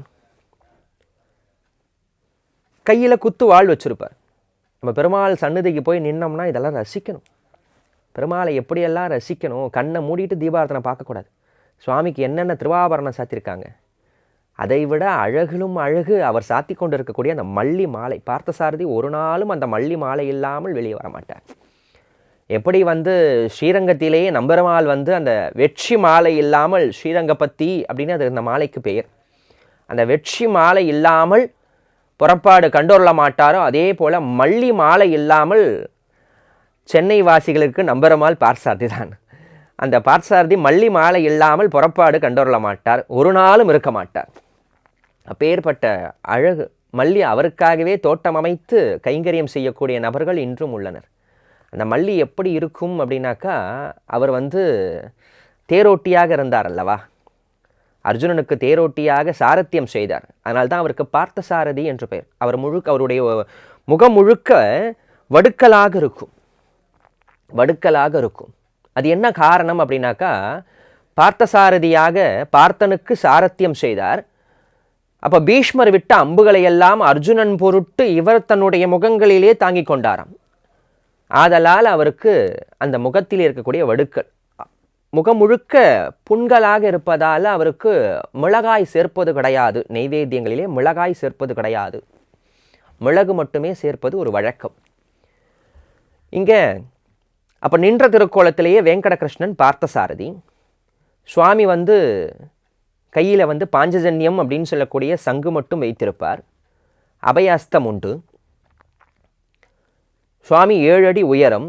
இன்றைக்கி இந்த ஆர்மிக்கெலாம் ஆள் எடுக்கிறாங்கல்ல, ஆர்மிக்கு எடுக்கிறது இல்லைனாக்கா இந்த காவலர் பணிக்கெலாம் ஆள் எடுக்கிறாங்க இல்லையா, அவங்கெல்லாம் என்னென்ன நாம்ஸ் எல்லாம் வச்சுருப்பாங்களோ அதெல்லாம் எங்கள் பார்த்தசாரதி கிட்ட பொருந்தும். உயரமாக இருக்கணும், புஜங்கள் நல்லா உருண்டு திரண்டு இருக்கணும், கம்பீரமாக இருக்கணும். இதெல்லாம் பார்த்தசாரதிக்கு பொருந்துமா. ஒரு தேரோட்டியாக இருந்தால் இதெல்லாம் இருக்கணும் அப்படின்றதுக்கு பார்த்தசாரதி ஒரு சான்று. வீரமே விளைந்த நிலமாக இருப்பதால் எம்பெருமானுக்கு அங்கே மீசை உண்டு. முறுக்கிய மீசையோடு சேவை சாதிப்பார். அதற்கு அடுத்தபடியாக உள்ள பஞ்ச பெருமாளோடு அவர் சேவை சாதிப்பார். 2 திவ்ய தேசம்தான் இப்படி குடும்பம் சகிதமாக இருக்கக்கூடிய திவ்ய தேசம். ஒன்று பார்த்தசாரதி, மற்றொன்று திருநறையூர் என்று சொல்லக்கூடிய நாச்சியாருக்கு உயர்ந்த ஸ்தலமாக இருக்கக்கூடிய, இப்பொழுது ஒரு 4 நாளைக்கு முன்னாடி அந்த உற்சவம் போயிட்டு 26/12/2025 அன்று தினம் கல் கருட சேவை என்று உலக பிரசித்தம். கல் கருட சேவை அந்த பெருமாள் இதே போலத்தான் 4 பெருமாளோடு 5 பெருமாளோடு மூலவரிலே சேவை சாதிப்பார். இங்கே பார்த்தசாரதி கோவிலில் எம்பெருமான் வெங்கடகிருஷ்ணன், பக்கத்தில் ருக்மணி தாயார், அந்த பக்கமாக அண்ணன் பலராமர், இந்த பக்கமாக தம்பி சாத்தகி, பிரத்யும்மன் பையன், அனிருத்ரன் பேரன், இப்படி மூலவரிலே இத்தனை பேர் அங்கே உள்ள நிற்பாங்க. அவள் போய் நின்று எல்லாரையும் அப்படி ஒரு எட்டு இந்த பக்கம் ஒரு வாட்டி திரும்பி பார்க்கணும், அந்த பக்கம் ஒரு வாட்டி திரும்பி பார்த்து எல்லாரையும் பார்த்துட்டு அதுக்கப்புறமா பெருமாளுக்கு கீழே பாதத்தை பார்த்துட்டு மார்பில் மகாலட்சுமி வாசம் பண்ணும். அகலகில்லே நிறையுமா மலர்மேல் மங்கையும் உரைமார்வா என்ற ஆழ்வார் சாதித்தது போல அப்படி அகலாமல் அவனுடைய மார்பிலே, வலது பக்கம் மார்பிலே அப்படி ஒய்யாரமாய் வீற்றிருப்பாளாம் மகாலட்சுமி. அவளுக்கு ஒரு குட்டி அந்த மல்லி மாலை இருக்கும். அதை பார்த்துட்டு எம்பெருமானை சேவிச்சுட்டு அதுக்கப்புறமா அப்படியே வெளியே வந்தோம்னாக்கா தாயார் சந்நிதி, வேதவள்ளி தாயார் சந்நிதி. பிருகு மகரிஷி அவருடைய குழந்தையாக தாயார் அவதாரம் செய்தார். அவளையும் சேவிச்ச பிறகு அப்படியே பிரதட்சணமாக வந்தோம் அப்படின்னு சொன்னோம்னாக்கா பரந்த நிலையிலே ஒரு பெருமாள் இருக்கிறார். நித்திய கருட சேவை என்று அதற்கு பெயர். கரி வரதராஜ பெருமாள், வரதராஜ பெருமானுடைய ஆஸ்தானம் அது. மீனமர் பொய்கை நாள்மலர் கொய்வான் வேட்கையோடு சென்றெழுந்து காணமர் வேழம் கையெடுத்து அலர கராதன் காலினை கதுவ ஆனையின் துயரம் தீர புள்ளூர்ந்து சென்று நின்று ஆழி தொட்டானை தேனமர் சோலை மாடமாமயிலை திருவல்லிக்கேணி கண்டேனே என்று ஆழ்வார் சாதிக்கிறார். இன்றைக்கி தான் நம்மளுக்கு திருவல்லிக்கேணியும் மயிலாப்பூரும் ரொம்ப தள்ளி தள்ளி இருக்கா மாதிரி இருக்குது. ஆழ்வார் காலத்தில் தான் அப்படி கிடையாதான். ரெண்டும் சேர்ந்தே ஆழ்வார் மங்களாசாசனம் செய்கிறார். அது எப்படியாம், தேனமர் சோலை மாடமாமயிலை திருவல்லிக்கேணி கண்டேனே. ஆனைக்காக கஜேந்திர மோட்சம், கஜேந்திர மோட்சம்னு உடனே அஷ்டபுஜத்து பெருமாள் வருகிறார். என்ன ஒரு பொருத்தம், அழகாக இருக்கிறது. பெருமானுடைய சங்கல்பம் அது. கஜேந்திரனுக்காக, கஜேந்திரன் அப்படின்னு சொல்லக்கூடிய யானை ஒரு புஷ்பத்தை எடுக்கிறது, அதை பெருமாளுக்கு சமர்ப்பிக்க வேண்டும். யானை திருவாராதனம் செய்த பெருமாள். மனுஷால் திருவாராதனம் செய்கிறதே பெரிய விஷயமா இருக்கக்கூடிய இந்த காலத்தில் யானை திருவாராதனம் செய்த பெருமாள். அந்த யானை திருவாராதனம் செய்வதற்காக அப்படி குளத்தில் இறங்குது, திரிகோட பர்வதத்தில் இறங்குது. முதலை காலை பிடிக்குது. ஒரு காலை பிடிச்சிருச்சு முதல்ல. மற்ற 3 காலையும் இது கத்தில் மற்ற யானையெல்லாம் இழுக்குது. அழகாக சாதிப்பாங்க பெரியவங்க. சொந்தக்காரன் 3 காலை இழுப்பான், நம்மளுடைய எதிரி 1 காலை இழுப்பான். எதிரி கூட 1 காலை தான் இழுப்பான், சொந்தக்காரன் 3 காலை சேர்த்து இழுப்பான் அப்படின்னு. இதால் முடியல. எத்தனை வருடங்களாக கத்தியது அப்படின்னாக்கா 1000 வருடங்கள் கத்தியது. தண்ணியும் பத்தலை, பூவும் வாடலை, யானையும் கத்துறதை நிறுத்தலை, முதலையும் விடலை. அந்த முதலை ஒரு கந்தர்வன். அதற்கு தெரியும், பரமபாகவதனாக இருக்கக்கூடிய இவனை காலை பிடித்தால் மட்டும்தான் நமக்கு சாப விமோசனம் கிடைக்கும் என்று இருக்க பற்றி வைத்து கொண்டிருக்கிறது. அப்படி வைத்து கொண்டிருக்கக்கூடிய அந்த முதலையினுடைய துயரம் தாங்காமல் இந்த யானை அலறியது. ஆதி மூலமே பரமே பரமே என்று அலறியது. இது சத்தியலோகத்திற்கு கேட்டதாம். பிரம்மா சொல்லிட்டார், அப்பா நான் கிடையாது ஆதி மூலம். கைலாயத்துக்கு கேட்டதாம். சிவபெருமான் சொன்னாராம், ஈஸ்வரன் சொன்னாராம், நான் ஆதி மூலம் கிடையாது. இந்திராதி தேவர்களுக்கெல்லாம் கேட்டதாம், நான் ஆதி மூலம் கிடையாதுன்னு சொன்னாராம். எம்பெருமானுடைய திருச்செவி அதில் விழுந்த உடனே பெருமாள் பரவாசுதேவனாக பார்க்கடலிலே அந்த ஆதிசேஷம் பரியந்தன் மேலே பள்ளி கொண்டிருக்கிறாராம். அந்த காலை பிடித்த வாட்டிலே மகாலட்சுமி இருக்காளாம். கருடன் ரெடியாக இருப்பார். நீங்கள் 24/7 கருடன் எப்போ வேணாலும் பெருமாள் எழுவார் அப்படின்றதுக்காக ரெடியாக இருக்கார், கையை வைத்துக்கிட்டு. விக்ஷ்வக்சேனர் ரெடியாக இருக்கார். பெருமாள் இந்த காதில் அந்த விழுந்த உடனே, ஆதி மூலமேன்னு விழுந்த உடனே, அது எவ்வளோ அழகாக, மீனமர் பொய்கை நாள்மலர் கொய்வான் வேட்கையோடு சென்று எழுந்து காணமர் வேழம் கையெடுத்து அலர கராதன் காலினை கதுவ ஆனையின் துயரம் தீர புல் ஊர்ந்து. ஆனையினுடைய துயரத்தை தீர்ப்பதற்காக எம்பெருமான் புல் ஊர்ந்து வந்தாராம். புல்னா பறவை. அந்த கருட பக்ஷி மேலே ஏறி உட்கார்ந்து பெருமாள் அலங்காரம் பண்ணல, முடி சாத்திக்கலை, மேல் வஸ்திரம் அணியலை, எதுவுமே கிடையாதான். மகாலட்சுமி அப்படி காலை பிடிச்சிட்டு தான், காலை எடுத்து அப்படி உதறிட்டு மேலே கருடன் மேலே ஜங்குன்னு உட்கார்ந்தாராம் சுவாமி. அப்படி உட்கார்ந்த வேகத்தில் கருடனுக்கு ஒரு ஜருக்கு வந்துதான். இந்த பிளெயின்லாம் ஏரோப்ளைன்லாம் லேண்டிங் பண்ணும்போது ஒரு ஜெர்க்கு வரும் இல்லையா, அந்த மாதிரி எம்பெருமானுக்கு ஒரு ஜெர்க்கு கொடுத்துதான், ஒரு ஆட்டம் கண்டுதான். அந்த ஆட்டம் கண்ட உடனே அங்கிருந்து நேராக கருடர் பறக்கிறாராம். கருடர் ஏற்கனவே வேகமாக பறப்பார். கருடன் பறக்கிற வேகம் எம்பெருமானுக்கு பத்தலையாம். அப்படி ஒய்யாரமாக ஆடிக்கொண்டே திருமாமணி மண்டபத்திற்கு எழுகிறார் 200 பாசுரங்களை கேட்பதற்காக. திருவாய்மொழியிலே 110 பாசுரம் இன்னைக்கு கேட்கணும். அதற்காக எம்பெருமான் உபயநாச்சிமார்களோடு அப்படி ரத்ன அங்கியோடு பார்சாரதி எழுகிறார். ஒவ்வொரு பக்கமும் திரும்பி திரும்பி திரும்பி திரும்பி எல்லோரும் என்னை பார்க்க வேண்டுமே, என்னுடைய இந்த திருவாபரண அழகுகளை ரசிக்க வேண்டுமே என்பதற்காக எம்பெருமான் எல்லோருக்கும் சேவை சாதிக்கிறாராம். அப்பேற்பட்ட எம்பெருமான் அந்த வேகம் பத்தலன்னு கருடனுக்கிட்ட கத்தர. அப்போது அந்த குளம் வருகிறது. குளம் வந்த உடனே மேலேருந்து பெருமாள் லேண்டிங்கே ஆகலை. இந்த ஃப்ளைட்டு மேலேருந்து குதிச்சு பார்க்குறாராம், கையில் சக்கரம் இல்லை. எம்பெருமான் கையில் சக்கரம் இல்லை. மேலேருந்து வரும்போது சக்கரமெல்லாம் எடுத்துகிட்டு வரக்கூடாதா, சக்கரம்லாம் எடுத்துட்டு தான் வந்தார். ஆனால் எம்பெருமான் குதிப்பதற்கு முன்பே எம்பெருமானுடைய அந்த எண்ணங்களை தெரிந்த திருவாழி அப்படின்னு சொல்லக்கூடிய சக்கரத்தாழ்வார் அந்த முதலையினுடைய கழுத்தை துண்டித்தது என்று பெரியோர்கள் சாதிப்பார்கள். அப்பேற்பட்ட எம்பெருமான் அங்கே சேவை சாதிக்கிறார், நித்திய கருட சேவையாக வரதராஜனாக. அதற்கு அடுத்தபடியாக பள்ளியில் ஓதி வந்த சிறுவன் வாயில் 1000 ஒள்ளியவாகி போதா அங்கு அதனுக்கு ஓர்மா பொறுப்பிலாகி பிள்ளையை சீறி வெகுண்டு துன்புடைப்ப தெல்லிய சிங்கமாய் தேவை திருவள்ளிக்கேணி கண்டேனே என்று ஆழ்வார் சாதிக்கிறார். சிங்கப்பெருமாள் இருக்கிறாராம் எம்பெருமான். இருந்த திருக்கோலத்திலே யோக நரசிம்மராக சேவை சாதிக்கிறார். அப்ப 5 நிலையிலே பெருமாள் இருக்கிறார். முதலாவதாக நடந்த திருக்கோலத்திலே ராமன், கிடந்த திருக்கோலத்திலேயே மன்னாத பெருமாள், அதற்கு அடுத்தபடியாக நின்ற திருக்கோலத்திலேயே வேங்கட கிருஷ்ணன் மூலவர் பார்த்தசாரதி, அதற்கு அடுத்தபடியாக பரந்த திருக்கோலத்திலேயே வரதராஜ பெருமான், இருந்த திருக்கோலத்திலே எம்பெருமான் யோக நரசிம்மராக ஸ்தலத்து பெருமாளாக காட்சி தருகிறார். 2 கொடிமரங்கள், ஒவ்வொரு பெருமாளுக்கும் 10 நாள் பிரம்மோற்சவம்.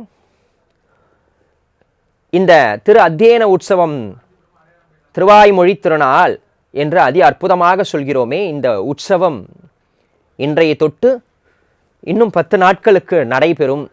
இறுதியாக ஜனவரி 8 அன்று திருவடி தொழுதல் ஆழ்வாருக்காக. இன்று ஆழ்வாருக்காகத்தான் பெருமாள் பரமபதத்தை விட்டு இப்போ வைகுந்தத்தை விட்டு நித்தியமாக வாசம் செய்யக்கூடிய எம்பெருமான் இன்று திருமாமணி மண்டபத்திற்கு எழுதியிருக்கிறார் திருவள்ளிக்கேணியிலே. இப்போ பெருமாள் உள்ளிருந்து வெளியே வந்திருக்கார் இல்லையா? அதாவது பெருமாள் இருப்பது வைகுந்தம், மூலஸ்தானம் அப்படின்னு சொல்கிறோமே, இந்த கருவறை அப்படின்றது வைகுந்தம். இப்போ பெருமாள் கொடிமரத்திற்கு வெளியிலே இருக்கக்கூடிய மண்டபம், இப்போ மண்டபத்தில் எழுதியிருக்கார் பெருமாள். அந்த மண்டபம் தான் பூலோகம். இந்த பூலோகத்திற்கு எதற்காக வந்திருக்கிறார் என்றால், ஆழ்வாருடைய அந்த செந்தமிழை கேட்க வேண்டும், தமிழை கேட்க வேண்டும் என்பதற்காக வந்திருக்கிறார். திராவிட வேதமாக இருக்கக்கூடிய பிரபந்தத்தை கேட்க வேண்டும் என்பதற்காக பெருமான் வந்திருக்கிறார். இன்று தொட்டு 10 நாட்களுக்கு ராப்பொழுது என்று சொல்வோம். அந்த ராப்பொழுது முழுக்க எம்பெருமான் திருவாய்மொழியில் இருக்கக்கூடிய 1112 பாசுரங்களை ஒரு நாளைக்கு 110 பாசுரங்கள் வீதம் ஒவ்வொரு நாளும் திருச்செவி சாற்றி அருள்வார் என்று சொல்வார்கள்.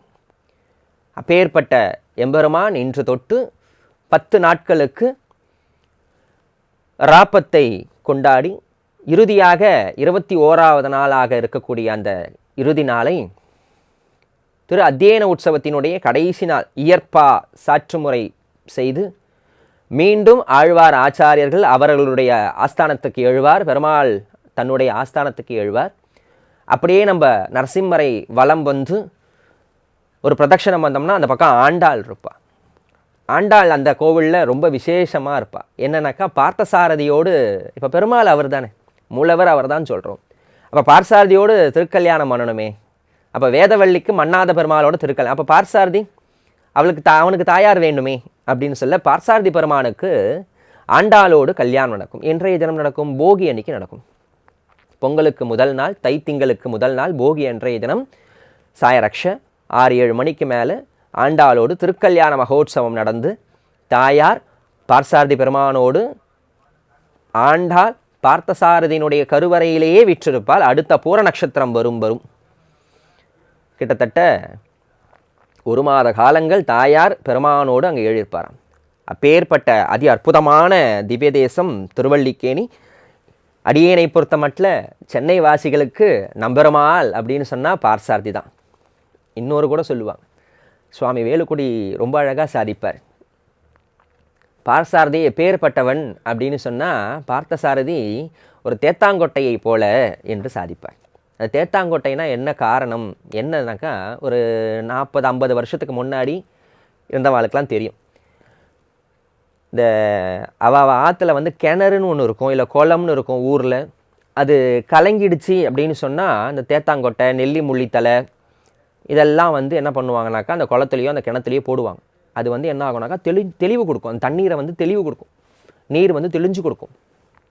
அப்பேற்பட்ட ஒரு பொருளாக, ஒரு வஸ்துவாக எம்பெருமான் நமக்கு காட்சி தரார். நம்ம என்ன பிரச்சனையில், எப்பேற்பட்ட துக்கத்தில், தீர்க்கவே முடியாத பிரச்சனையில் கூட பார்சாரதி முன்னாடி போய் நின்று நான் வந்திருக்கேன் சுவாமி அப்படின்னா போருமா? அந்த சந்நிதியிலிருந்து வெளியில் வருவதற்கு முன்பே அந்த பிரச்சனைக்கு ஒரு தீர்வை சொல்லி விடுவான் எம்பெருமான் பார்சாரதி. ஏன் சுவாமி, அவருக்கு மட்டும் என்ன ஸ்பெஷல்?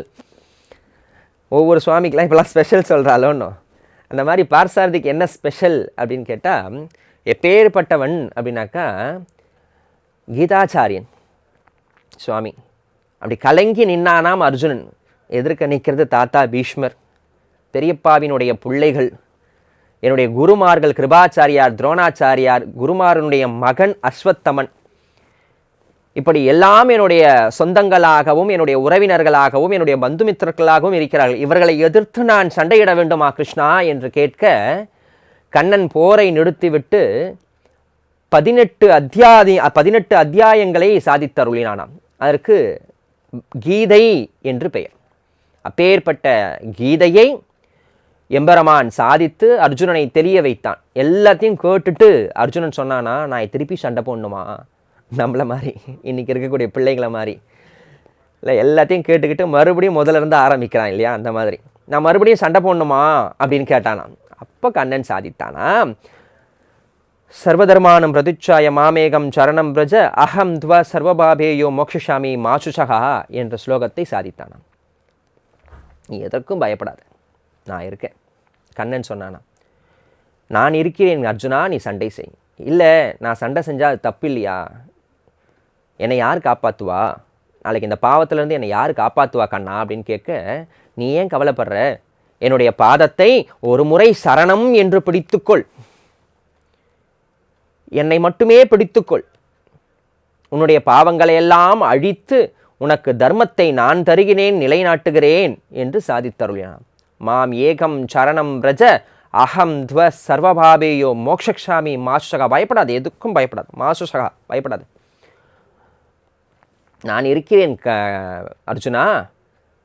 அப்போ நான் எல்லாரையும் கொல்லணுமா அப்படின்னு கேட்க, ஆமாம், அங்கே இருக்கக்கூடிய மரங்களாகவும் நான் தான் இருக்கிறேன், செடிகளாகவும் நான் தான் இருக்கிறேன், மலைகளாகவும் நான் தான் இருக்கிறேன், அந்தராமியாக எல்லோருடைய இதயத்திலும் வியாபித்து இருக்கிறேன் நான் தான் என்று சாதித்த கண்ணன் இங்கே பார்த்தசாரதியாக நமக்கு காட்சி தருகிறார்.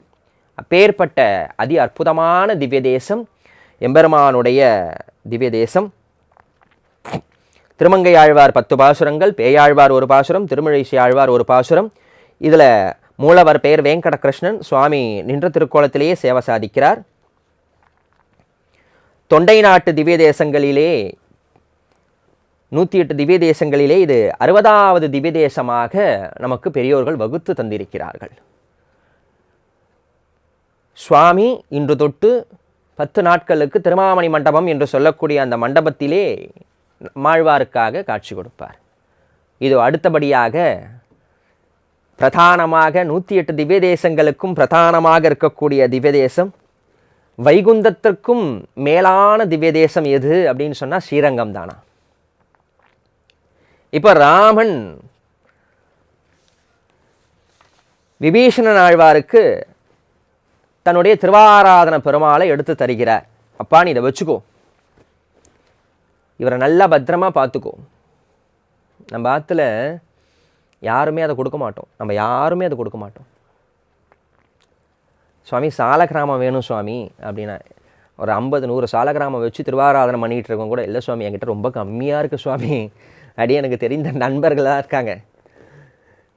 இல்லை சுவாமி, அடியன்கிட்ட இல்லை சுவாமி அப்படின்னு சாதிப்பாங்க. இந்த மாதிரி திருவாராதனம் பண்ணுற பெருமாளை கொடுக்கறதுக்குன்னு ஒரு மனசு வரணும். அது எங்கள் சக்கரவர்த்தி திருமகனுக்கு மட்டும்தான் உண்டு. அப்படி ராமனால் திருவாராதனம் செய்யப்பட்ட பெருமான் அர்ச்சையாகவும் அர்ச்சனையாகவும் அர்ச்சகராகவும் அவனே இருந்து அந்த பெருமானை அர்ச்சனை செய்திருக்கிறார். அர்ச்சகரும் அவரே, அர்ச்சையும் அவரே. அவருக்கு அவரே திருவாராதனம் செய்து திருப்தி அடைந்திருக்கிறார் என்றுதான் சொல்ல வேண்டும். அப்பேற்பட்ட எம்பெருமான் இப்போ விபீஷன்கிட்ட தூக்கி தரார். அப்பா, இதை வச்சுக்கோ, இப்போ கருடாழ்வார் தேவையில்லை. முதல்ல சத்தியலோகத்திலிருந்து அயோத்திக்கு கொண்டு வரதுக்கு கருடாழ்வார் தேவை. இஷ்வாகு கொண்டு வந்தானே அப்போ கருடாழ்வார் வந்தார். இப்போ இவன் ராட்சசன், இவனே தூக்கிட்டு போகிறான். அந்த விமானத்தோடு அந்த ஆதிசேஷப்பீடத்தோடு அப்படியே பெருமாளை தூக்கிட்டு போகிறான். அப்படியே எடுத்துகிட்டு போகும்போது ராமன் ஒன்றே ஒன்று மட்டும் சொல்கிறார். என்ன சொல்கிறார்? அப்பா, இந்த பெருமாளுக்கு என்னென்ன உற்சவங்கள்லாம் பண்ணணும்னு தெரியுமா?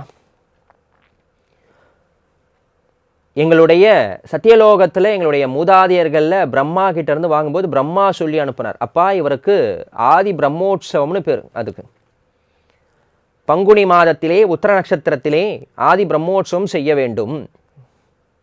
அதை இஷ்வாகு தொட்டு ராமன் பரியந்தமாக 40 தலைமுறையும் செய்து கொண்டு வந்தது. இப்போ ராமன் எடுத்து கொடுக்குறார். நம்ம பிள்ளையை நம்ம யார்கிட்டயாவது கொடுக்கும்பொழுது நம்ம பிள்ளைக்கு எதெல்லாம் வேணும் அப்படின்றத சொல்லுவோம் இல்லையா? அவன் இதுதான் சாப்பிடுவான், இது சாப்பிட மாட்டான். ஏன்னா தெரியாமல் அவங்க வேறு எதையும் கொடுத்துடக்கூடாது. கொடுத்துட்டா அவன் அதை சாப்பிட மாட்டான். அதனால் இவர் என்ன பண்ணுறாரு? எல்லாத்தையும் கொடுக்குறார், எல்லாத்தையும் சொல்லித்தரார் விபீஷனுக்கு. அப்பா ராஜா, நீ இதெல்லாம் இப்படி இப்படி பண்ணணும், இந்த மாதிரிலாம் நீ இருந்தால் தான் அவருக்கு ரொம்ப பிடிக்கும் அப்படின்னு சொல்ல, அதில் ஆதி பிரம்மோற்சவம் அப்படின்றது ரொம்ப விசேஷமான ஒன்று. ஆதி பிரம்மோற்சவம் அது எப்போ வரும் சுவாமி ஸ்ரீரங்கத்தில்னாக்கா, பங்குனி மாதத்திலே உத்தர நட்சத்திரம். உத்தர நட்சத்திரம் யாருடைய நட்சத்திரம்னா தாயாருடைய திருநட்சத்திரம். ரங்கநாயகி தாயாருடைய பர்த் டேட், அது பர்த் டே உத்தர நட்சத்திரம் அப்படின்றது.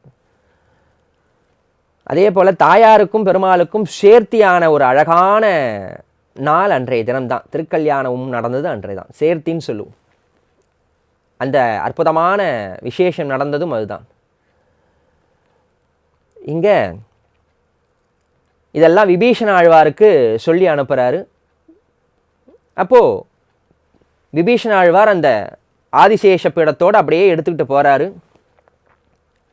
எடுத்துகிட்டு போக போக மத்திய பிரதேசம் தாண்டுது, தெலுங்கானா தாண்டி வராரு, ஆந்திர பிரதேசம் தாண்டி வராரு, தமிழகத்துக்குள்ளே நுழையிறாரு, சென்னப்பட்டினம் தாண்டுறாரு. அப்படியே கொஞ்சம் கொஞ்சமாக கீழே போகிறாரு. கீழே போனால் திருச்சி மாநகரம் வருது. சுவாமி ராமர் சொன்ன அந்த தினம் வந்துடுது. ஆதி பிரம்மோற்சவத்துக்கு உண்டான லக்னம் வந்துடுது. லக்னம் ரொம்ப முக்கியம். இப்போ இன்றைய தினம் கூட வந்து ஸ்ரீரங்கத்தில் இப்போ பார்த்தசாரதி கோவிலில் 4:30 மணிக்கு பரமபத வாசல் திறந்து பெருமாள் நம்மாழ்வாருக்கு காட்சி கொடுத்தார். இப்போ அடுத்து ஸ்ரீரங்கத்தில் இன்னும் அந்த பரமபத வாசலுக்கு பெருமாள் ஏழலை. எத்தனை மணிக்கு அந்த வாசலுக்கு வருவார் அப்படின்னாக்கா சரியா 5:40 வருவார். 5:40 வருவார். 5:45 அந்த பரமபத வாசல், அந்த உத்தரவாசல் அப்படின்னு சொல்லக்கூடிய உத்தரவாசல், வடக்கு வாசல்னு சொல்லக்கூடிய அந்த வாசல் திறக்கப்பட்டு எம்பெருமான் அங்கேருந்து நேராக கிளம்பி ஒவ்வொரு மண்டகப்படியாக சாரத தலிகை எல்லாம் முடிச்சுட்டு அங்கேருந்து நேராக ஆயிரங்கால் மண்டபம் என்று சொல்லக்கூடிய திருமாமணி மண்டபத்திற்கு சுவாமி எழுவார். 8 மணிக்கு காலம்பரை எழுவார். இதோட நாளைக்கு காலம்பரை தான் அங்கேருந்து சுவாமி மறுபடியும் தன்னுடைய ஆஸ்தானத்துக்கு வருவார். ஏன்னா இது ராப்பத்து இல்லையா, அதனால் இரவு முழுக்க கேட்பார். அந்த இடத்துல இந்த லக்னம் வந்துடுத்து. சரி என்ன பண்ணுறது அப்படின்னு அப்படியே கீழே பார்க்குறான். வண்டினம் முரளும் சோலை, மயிலினம் ஆளும் சோலை, கொண்டல் மீது அனவும் சோலை, குயிலினம் கூவும் சோலை, அண்டர்கோன் அணியரங்கன் இருக்கும் சோலையாக அந்த திருச்சி மாநகரத்தை பார்க்கிறான்.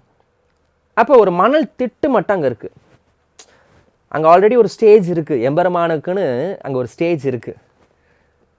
பாருங்கள், பெருமான் வருவதற்காக எல்லா வஸ்துக்களும் காத்து கொண்டு இருக்கிறது.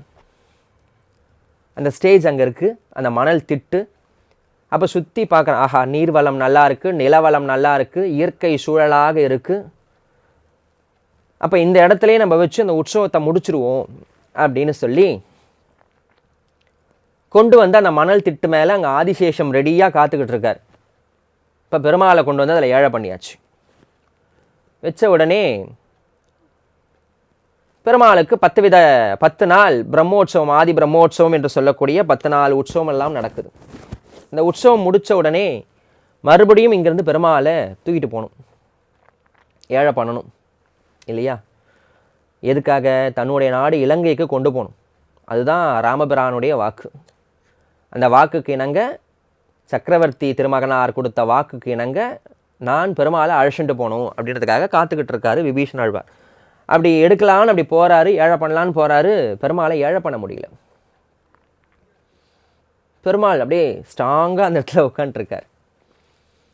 ஏழை பண்ண முடியல. என்னாச்சுன்னு பார்க்குறோம். தன்னுடைய பலம் முழுக்க காட்டுறாரு, முடியலை. அப்போ யாரோ தன்னுடைய காலை இருக்க கட்டி பிடிச்சிருக்கா மாதிரி இருக்குது விபீஷண ஆழ்வாருக்கு. யாருடான்னு பார்த்தா தர்மவர்ம சோழன் அப்படின்னு அவருக்கு பேர். அதாவது சோழ ராஜாக்களிலே ஒருத்தர். எம்பெருமானுடைய அயோத்தியில் ராமனுக்கு தெற்க இருந்து தமிழகத்திலிருந்து ஆதரவு தருவதற்காக இருக்கக்கூடிய ராஜாக்கள்.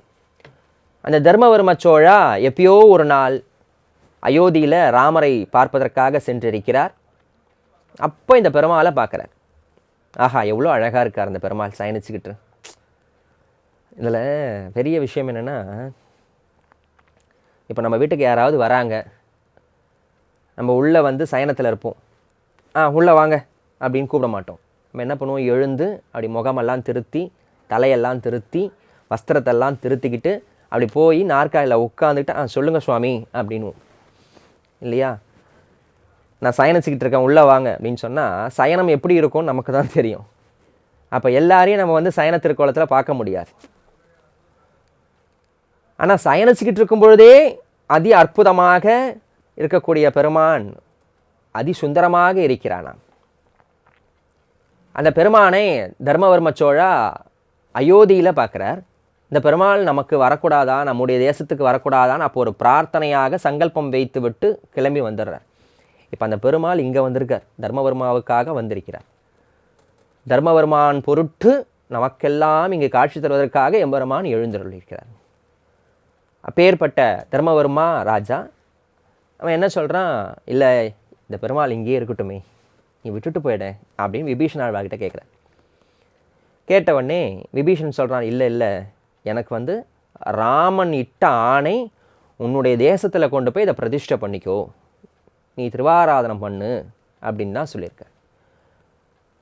ஆணைக்கு அருள் செய்த பெருமான் இதோ அஷ்டபுஜகரத்தான் என்று சொல்லக்கூடிய அட்டபுயகரத்தான் எம்பெருமான் வருகிறார். அந்த உத்தரவாசல் காஞ்சிபுரத்திலே 14 திவ்ய தேசங்கள் உண்டு. 14 திவ்ய தேசங்கள் தொண்டை நாட்டில், அதுவும் தொண்டை நாட்டில் குறிப்பாக காஞ்சிபுரத்தில் மட்டும் 14 திவ்ய தேசங்கள். கோயில் நகரம் என்று அழைக்கக்கூடிய காஞ்சிமா நகரம், நகரேஷு காஞ்சி. விண்ணில் மட்டுமல்ல, இதோ மண்ணிலே சொர்க்கம் தெரிகிறது, சொர்க்கம் மண்ணில் தெரிகிறது.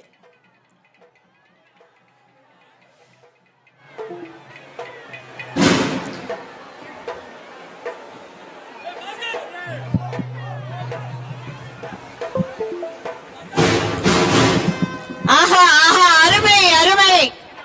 இதோ வைகுண்ட வாசல் திறந்தது.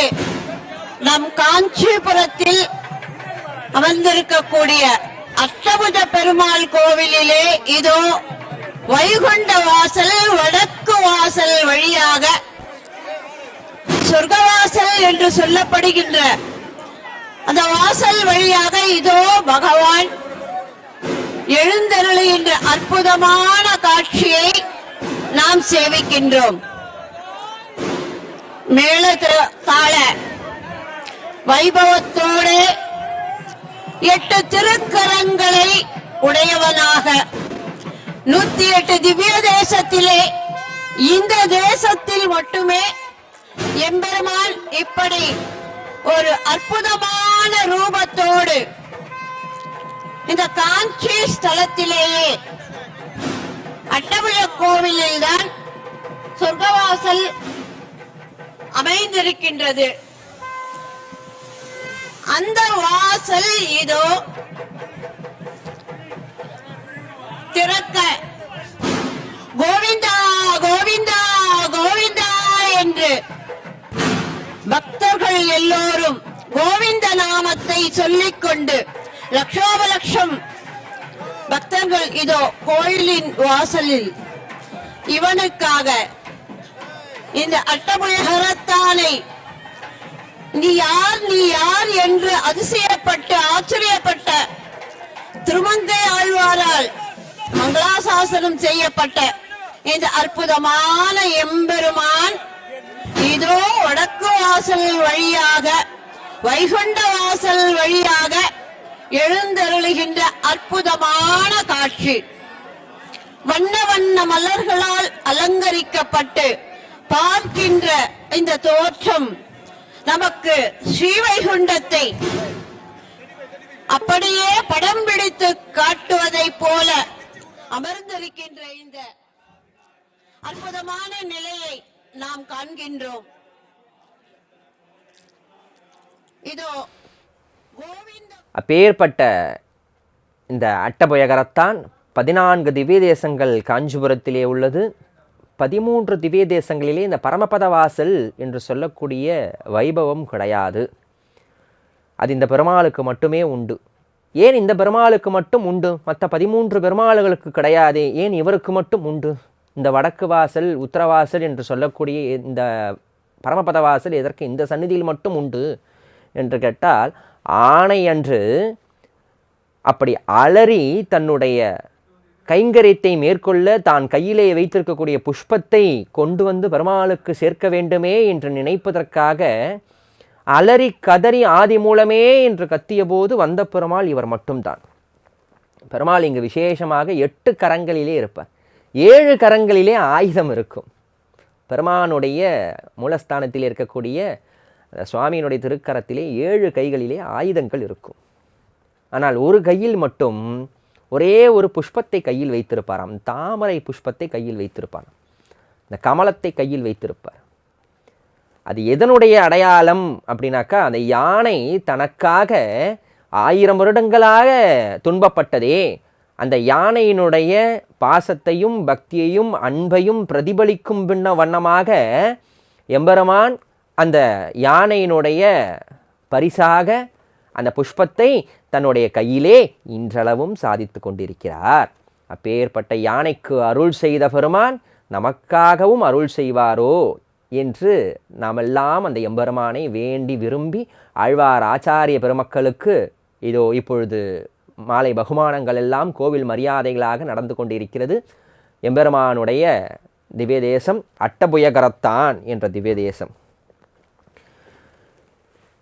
இந்த சொர்க்கவாசல் திறப்பு இதை நமக்கு நேரலையாக ஒவ்வொரு சந்நிதியிலிருந்தும் ஒவ்வொரு திவ்ய தேசங்களிலிருந்தும் நாம் அங்கு சென்றால் கூட ஏதோ ஒரு மூலையில் நின்று நமக்கு யார் தெரிவார்கள், என்ன தெரிகிறது என்று தேடி தேடி பார்க்கக்கூடிய அளவில் தான் நமக்கு இருக்கும். ஆனால் இந்த மாலை முரசு தொலைக்காட்சி நண்பர்கள் நமக்கு வீட்டிலிருந்தபடியே இதை படம் பிடித்து அதி அற்புதமாக நமக்கு வண்ணமயமாக காட்டி கொண்டிருக்கக்கூடிய கைங்கரியத்தை இவர்கள் மேற்கொள்கிறார்கள். அந்த கைங்கரியத்திற்காக அடியேனுடைய நெஞ்சார்ந்த நன்றிகளை இன்னும் ஒரு முறை தெரிவித்துக் கொள்கிறேன். நம்ம கிட்ட போய் நம்ம பார்க்கணும்னா கூட பெருமாளுடைய ஆபரணங்கள்லாம் பார்க்க முடியுமா அப்படின்னு தெரியாது. என்னென்ன ஆபரணங்கள்லாம் பெருமாள் சாத்தியிருக்கார். இப்போ கொஞ்ச நேரத்துக்கு முன்னாடி பார்சாரதி என்னென்ன ஆபரணங்கள்லாம் சாத்தியிருக்கார் அப்படின்றதெல்லாம் சொன்னார். அந்த முகத்தில் புல்லாக்கு கூட சாத்தியிருப்பாராம் நாச்சியார் திருக்கோலத்திலே. நேற்றுக்கு முந்தைய தினம் முரளிக்கண்ணன் திருக்கோலம்னு ஒன்று சாத்தியிருந்தார் சுவாமி.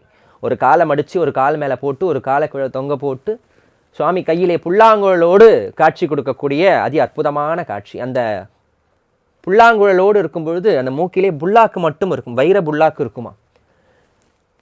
அவ்வளவு நுட்பமாக நமக்கு அந்த திருவாபரணங்களை எல்லாம் காட்சிப்படுத்துகிறார்கள் இந்த மாலை முரசு தொலைக்காட்சி நண்பர்கள். இங்கே பெருமாளுக்கு ஆதி பிரம்மோற்சவம் நடந்தது. இப்போ தர்மவர்மா இந்த பெருமாளை இங்கேயே வச்சுரு, நாங்கள் பார்த்துக்குறோம் அப்படின்னு சொல்கிறார். உடனே விபீஷணர் சொல்ல, சக்கரவர்த்தி திருமகனான ராமன் எனக்கு இட்ட கட்டளை அதுதான், நான் இந்த பெருமாளை ஏழை பண்ணணும். சரி பெருமாள்கிட்டே கேளு, அவர் வராரான்னு கேளு அப்படின்னு சொல்ல பெருமாள் அசரீரியாக சொன்னானாம், இல்லை எனக்கு இந்த இடம் தான் பிடிச்சிருக்கு, நான் இங்கேயே இருக்கேன் அப்படின்னு சொன்னாராம். ஏன் இந்த இடம் தான் பிடிச்சிருக்கு அப்படின்னாக்கா, எம்பெருமானுக்கு அந்த தமிழகம் ரொம்ப ரொம்ப பிடிச்ச திவ்ய தேசம். பொதுவாகவே நீங்கள் திவ்ய தேசங்களிலே சோழ நாட்டு திவ்ய தேசங்கள் 40, பாண்டிய நாட்டு திவ்ய தேசங்கள் ஒரு 18, அதுக்கப்புறமா தொண்டை மண்டலத்து திவ்ய தேசங்கள், அப்புறம் நடுநாட்டு திவ்ய தேசங்கள் ஒரு 2. இப்படி திவ்ய தேசங்கள் அதிகமாக இருப்பது தமிழகத்தில் தான். மலை நாட்டில் ஒரு 12 இருக்கும். அதுக்கப்புறமா வடக்கில் ஒரு 8 இருக்கும். திருப்பதியே நமக்கு வடக்கு தான். ஏன்னா வடக்கே வேங்கடம் தெற்கே குமரி எல்லை என்று சொல்லுக்கிணங்க நமக்கு திருமலையே வந்து வடக்கு தான். எம்பெருமான் எப்படி இருக்கிறாராம் அந்த திருவரங்கத்திலேயே, பச்சைமா மலைபோல் மேனி பவழவாய் கமலச்செங்கன் அச்சுதா அமரரே ஆயிரத்தம் கொழுந்தே என்னும் இச்சுவை தவிர யான் போய் இந்திரலோகமாலும் அச்சுவை பெரினும் வேண்டேன் அரங்கமா நகருளானே என்று சாதிக்கிறார் தொண்டரடிப்புடி ஆழ்வார். பச்சைமா மலை போல் மேனி, எம்பெருமானுடைய திருமேனி பச்சையாக இருக்கிறது. எப்படி இருக்காம்? அப்படி மலை போல இருக்கிறாராம் நமக்கு காட்சி தருவதற்காக. பெரிய திருமேனி, அதனால தான் அவருக்கு பெரிய பெருமாள் என்று பெயர். அங்கே எல்லாம் பெருசு. திருவரங்கத்தை பொறுத்த மட்டும் சின்னதுன்றதே கிடையாதுங்க. அதாவது 2 புறமும் 2 புறமும் காவேரியால் சூழப்பட்டிருக்கும். நடுவில் ஒரு கோவில், நடுவில் ஒரே ஒரு கோவில். அந்த கோவிலுக்கு நடுவில் சில ஊர்கள்லாம் இருக்கும்.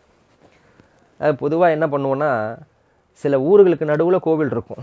ஸ்ரீரங்கம் அப்படி கிடையவே கிடையாது. இப்போ அட்டபயகரத்தான் பார்க்குறோம், ஊருக்குள்ளே ஏதோ ஒரு இடத்துல கோவில் இருக்கும். காஞ்சிபுரம் பார்க்குறோம், ஏதோ ஒரு தோப்புள்ள விளக்கொளி பெருமாள் இருப்பார். அதுக்கப்புறமா கொஞ்சம் அப்படி ஊருக்கு ஒதுக்குப்புறமா அப்படி வெளியில் நம்ம வேலூர் போகிற ரூட்டில் ஹைவேயில் பார்த்தோம்னாக்கா திருப்புட்குழி அப்படின்ற திவ்ய தேசம் இருக்கும், விஜயராகவ பெருமாள். இப்படி ஊரிலே அங்கே ஒரு இடமுமா இங்கே ஒரு இடமுமாக கோவில்கள் எல்லாம் இருக்கும், திவ்ய தேசங்கள்லாம் இருக்கும். ஆனால் ஒரு கோவிலுக்குள்ளே சில ஊர்கள் இருப்பது அப்படின்றது ஸ்ரீரங்கம் மட்டும்தான். ஒரு மிகப்பெரிய கோவில், சப்த பிராகார மத்தியே அப்படின்னு சொல்வது போல 7 பிராகாரங்களுக்கு நடுவிலே எம்பெருமான் கொலுவிற்றிருக்கிறார். அங்கே இருக்கக்கூடிய காவேரி தான் வைகுந்தத்தில் இருக்கக்கூடிய விரஜை நதி. அங்கே இருக்கக்கூடிய அந்த பெருமான் தான் வைகுந்த வாசுதேவ பெருமான். இதுதான் பிரத்யக்ஷமான பரமம் பதம், வைகுந்தமே இதுதான் என்று சொல்வது போல சாக்ஷாத் இதுதான் வைகுந்தம். எந்த விதமான குற்றமும் இல்லாத ஒரு இடத்திற்கு வைகுந்தம் என்று பெயர். அப்பேற்பட்ட எம்பெருமான் இங்கே நமக்கு அதி அற்புதமாக சயன திருக்கோலத்திலே காட்சி கொடுத்து கொண்டிருக்கிறார். இந்த பெருமாளை இங்கே இருக்கட்டும் அப்படின்னு தர்மவர்மா சொல்ல, பெருமாளுக்கும் அதுதான் திருவுள்ளமாக இருக்க விபீஷணன் என்ன பண்ணிட்டான், சரி நானும் இங்கே இருந்துறேன், ஏன்னா பெருமாள்கிட்ட நான் இருக்கணும், அவ்வளோதான். உடனே பெருமாள் சொன்னாராம், இல்லை இல்லை ராமன் அதற்காக நான் உனக்கு அதுக்காக வந்து உன்னுடைய தேசத்தை நான் கொடுக்கவில்லை. நீ என்ன பண்ணுற, உன்னுடைய தேசத்துக்கு போ. வேற எந்த திவ்ய தேசத்துலையுமே இல்லாத ஒரு தனிச்சிறப்பு ஸ்ரீரங்கத்தில் உண்டு. என்ன என்ன சிறப்பு அப்படின்னாக்கா, எந்த திவ்ய தேசத்துலையுமே சுவாமி தெற்க பார்த்து சயனிக்க மாட்டார். தெற்க பார்த்து சயனிக்கிறார் அப்படின்றது ரொம்ப ரொம்ப ரொம்ப ரொம்ப ரேர். அது ஸ்ரீரங்கத்தில் மட்டும்தான் உண்டு. குடதிசை முடியை வைத்து குணதிசை பாதம் நீட்டி வடதிசை பின்பு காட்டி தென்திசை இலங்கை நோக்கி என்ற ஆழ்வாருடைய வாக்கு. மேற்கு திருமுக மண்டலம், தெற்கே திருவடி பாதம், முதுகுப்புறமாக இருப்பது வடக்கு, தெற்கே எம்பெருமான் பார்த்தபடி சயனித்திருப்பானாம். ஏன் தெற்க பார்க்குறார்? ஸ்ரீரங்கத்திலேருந்து தெற்க என்ன இருக்குது அப்படின்னாக்கா இலங்கை இருக்கான், தென் இலங்கை உள்ளது.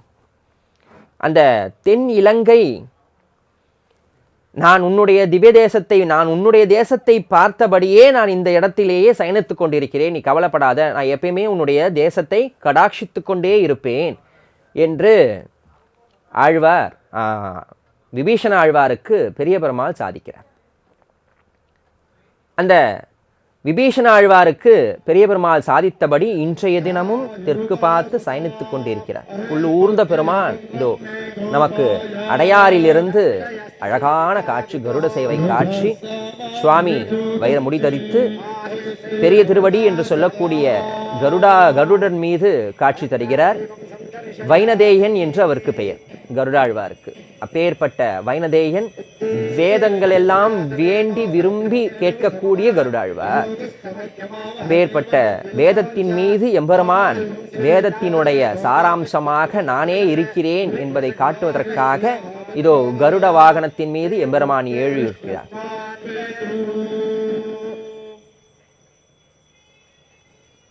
ஒவ்வொரு திவ்ய தேசங்களாக நமக்கு படம் பிடித்து நம்முடைய தொலைக்காட்சி நண்பர்கள், மாலை முரசு தொலைக்காட்சி நண்பர்கள் நமக்கு காட்டிக் கொண்டிருக்கிறார்கள்.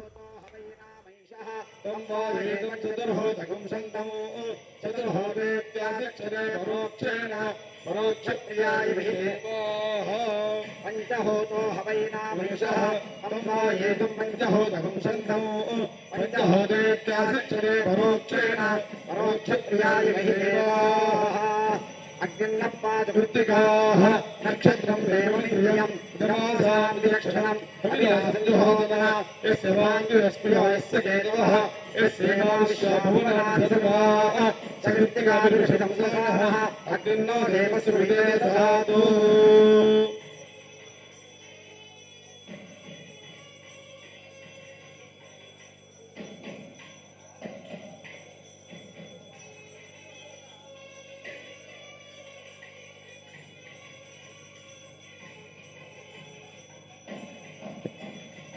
नमो अस्मभ्येभ्यो ये पृथिवीमनो ये अन्तरिक्षेभ्यः सर्वेभ्यो नमः.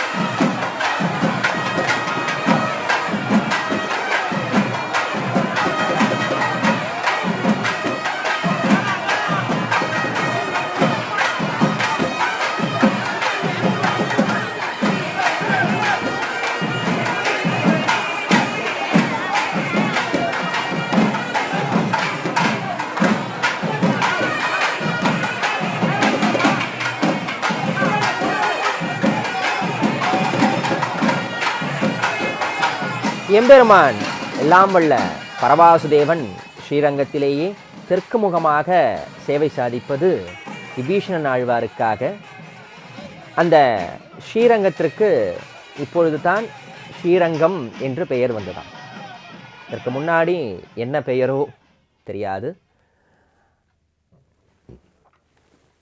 திருவரங்கம் ஸ்ரீ என்று சொன்னால் மகாலட்சுமி தாயாரை குறிக்கும்.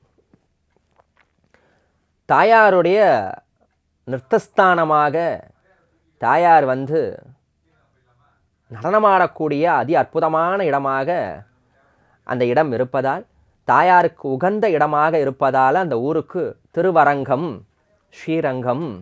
அரங்கம் என்றால் நம்ம இன்றைக்கி எப்படி சொல்லுவோம், அது ஸ்டேஜ்னு சொல்கிறோம் இல்லையா, ஒரு ஸ்டேஜ் போடுற மாதிரி.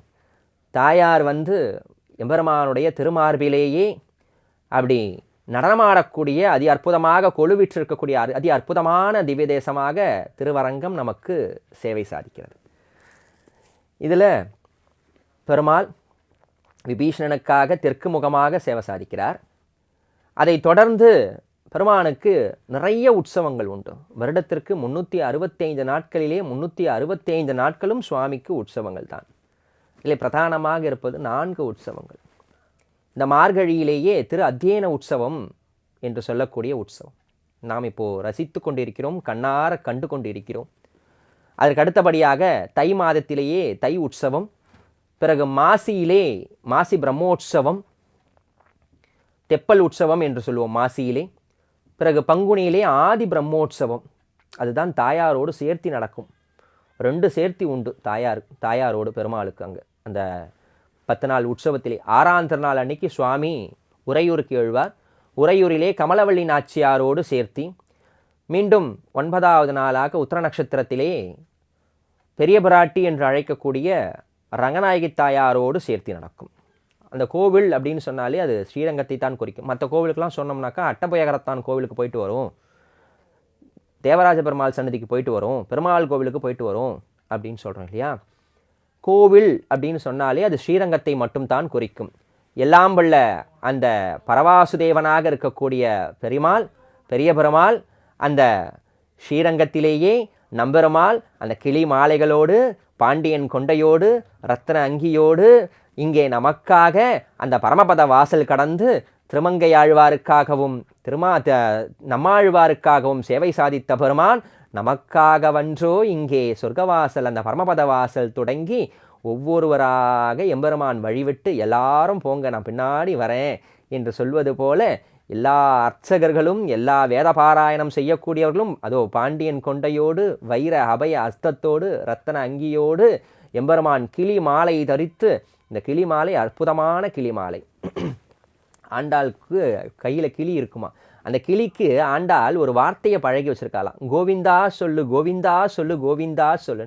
ஏன் கோவிந்தான்னு சொல்லணும் அப்படின்னு சொன்னால், கோவிந்தான்னு சொன்னோம்னாக்கா நம்முடைய பாவமெல்லாம் அகலும், மீண்டும் நமக்கு அந்த பாவம் வராது. ஆதலால் கோவிந்த நாமத்தை சொல்லி கொண்டிருக்கிறோமா. ரங்கரங்கா ரங்கரங்கா என்று அந்த கிளிக்கு சொல்லி கொடுத்தாலாம் ஆண்டாள். அந்த ரங்கா ரங்கா என்று சொன்னால் ரங்கனுக்கு அவ்வளவு பிடிக்கும் என்ற ஆசையால் அந்த கிளிக்கு ரங்கரங்கான்னு சொல்லி கொடுத்தானாம் ஆண்டாள். எம்பெருமான் பெரியாழ்வார்கிட்ட ஆண்டாள் கேட்குறாளாம், அப்பா எனக்கு கதை சொல்லுப்பா, கதை சொல்லுப்பான். கிருஷ்ணனுடைய கதையெல்லாம் சொல்லி அவளுக்கு பக்தியை வளர்த்த எம்பெருமான் இந்த ரங்கன் தான். ஒவ்வொரு நாளும் ரங்கனையே நினைத்து நினைத்து நினைத்து உருகி உருகி இறுதியாக அந்த ரங்கனையே மணவாளனாக, அழகிய மணவாளனாக ஏற்றுக்கொண்ட பிராட்டியினுடைய அற்புதமான அற்புதம் நிறைந்த இந்த மகத்தான மார்கழி மாதத்திலேயே இந்த திரு அத்தியன உற்சவம் என்று சொல்லக்கூடிய உற்சவம். மற்றைய கோவில்கள் எல்லாம் 21 நாள் நடக்கும், ஆனால் ஸ்ரீரங்கத்தில் மட்டும் 22 நாள் நடக்கும் இந்த அத்தியன உற்சவம்.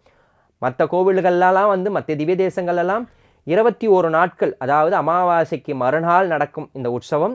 ஆனால் ஸ்ரீரங்கத்தில் மட்டும் அமாவாசை தினத்தன்றே தொடங்கிவிடும்.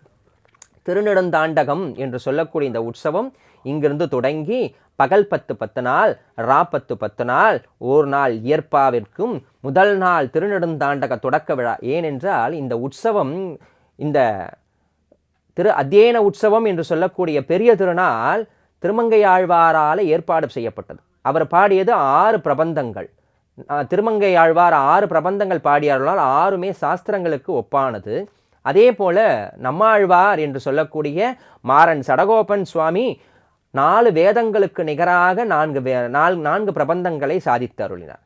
அந்த 4 வேதங்களுக்காகத்தான் இதோ திருவாய்மொழியை கேட்க வேண்டும், திருச்செவி சாற்றி அருள வேண்டும் என்பதற்காக செவிகளை தீட்டிய வண்ணமாக எம்பெருமான் அந்த பரமபத வாசலை கடந்து வடக்கு வாசலை கடந்து, ரங்கா உனக்காகவன்றோ நாங்கள் காத்து கொண்டிருக்கிறோம், இந்த அழகை ரசிப்பதற்காகவன்றோ நாங்கள் காத்து கொண்டிருக்கிறோம். அதோ ராஜாதி ராஜாவை ஏழ பண்ணி கொண்டு வரக்கூடிய அற்புதமான திருக்காட்சியை நமக்கு படம் பிடித்து ஒளியோடு அமைப்பு கொடுத்து நமக்கு கண்ணார கண்டு ரசிப்பதற்காக இந்த மாலை முரசு தொலைக்காட்சி அன்பர்கள் நமக்கு காட்டிக் கொண்டிருக்கிறார்கள்.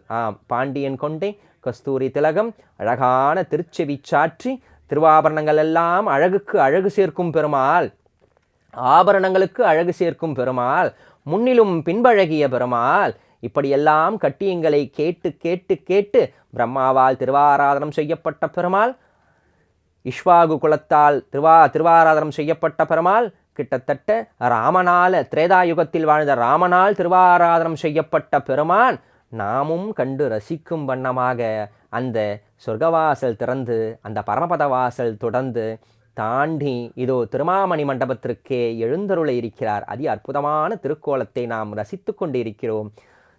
இந்த பெருமாள் எங்கிருந்து எப்படியெல்லாம் உருவானார் என்பதையெல்லாம் பார்த்து கொண்டிருக்கிறோம்.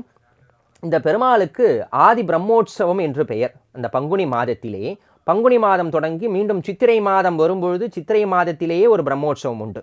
இப்படி மாதம் மாதம் பிரம்மோற்சவம். பெருமாளுக்கு உற்சவங்கள் இல்லாத காலங்களே கிடையாது என்று கூட சொல்லலாம்.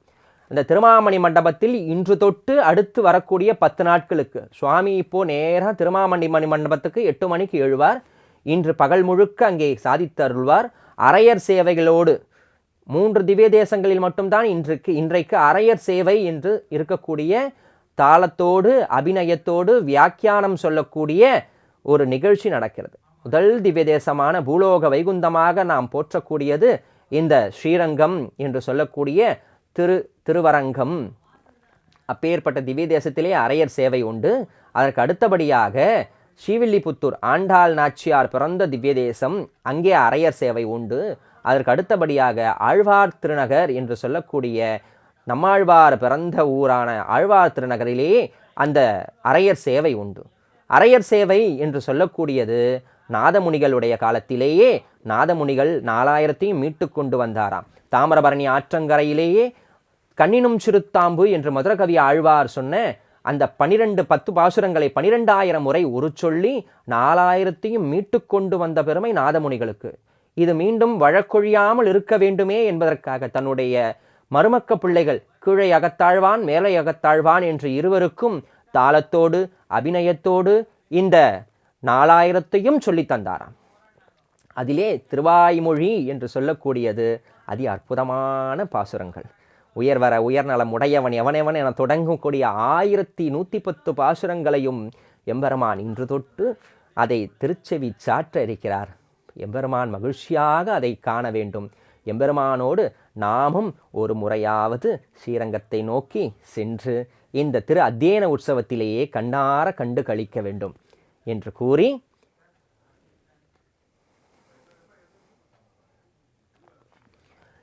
எல்லாம் வல்ல அந்த எம்பெருமான் நமக்கெல்லாம் நல்லதோர் அருள் புரிய வேண்டும் என்று கூறி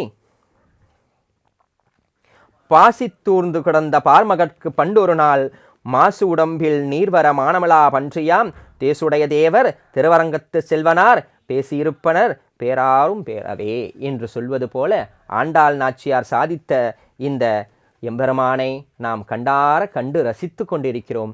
ஒவ்வொரு நாளும் எம்பெருமான் நமக்கு எல்லா வளங்களையும் தர வேண்டும், எல்லா குணங்களையும் தர வேண்டும், எல்லா ஐஸ்வர்யங்களையும் தர வேண்டும். எல்லாவற்றுக்கும் மேல் எம்பெருமானுக்கு ஆட்பட்டு கைங்கரியத்திலே ஈடுபட வேண்டும் என்று கூறி முடிச்சிடலாமாம்மா?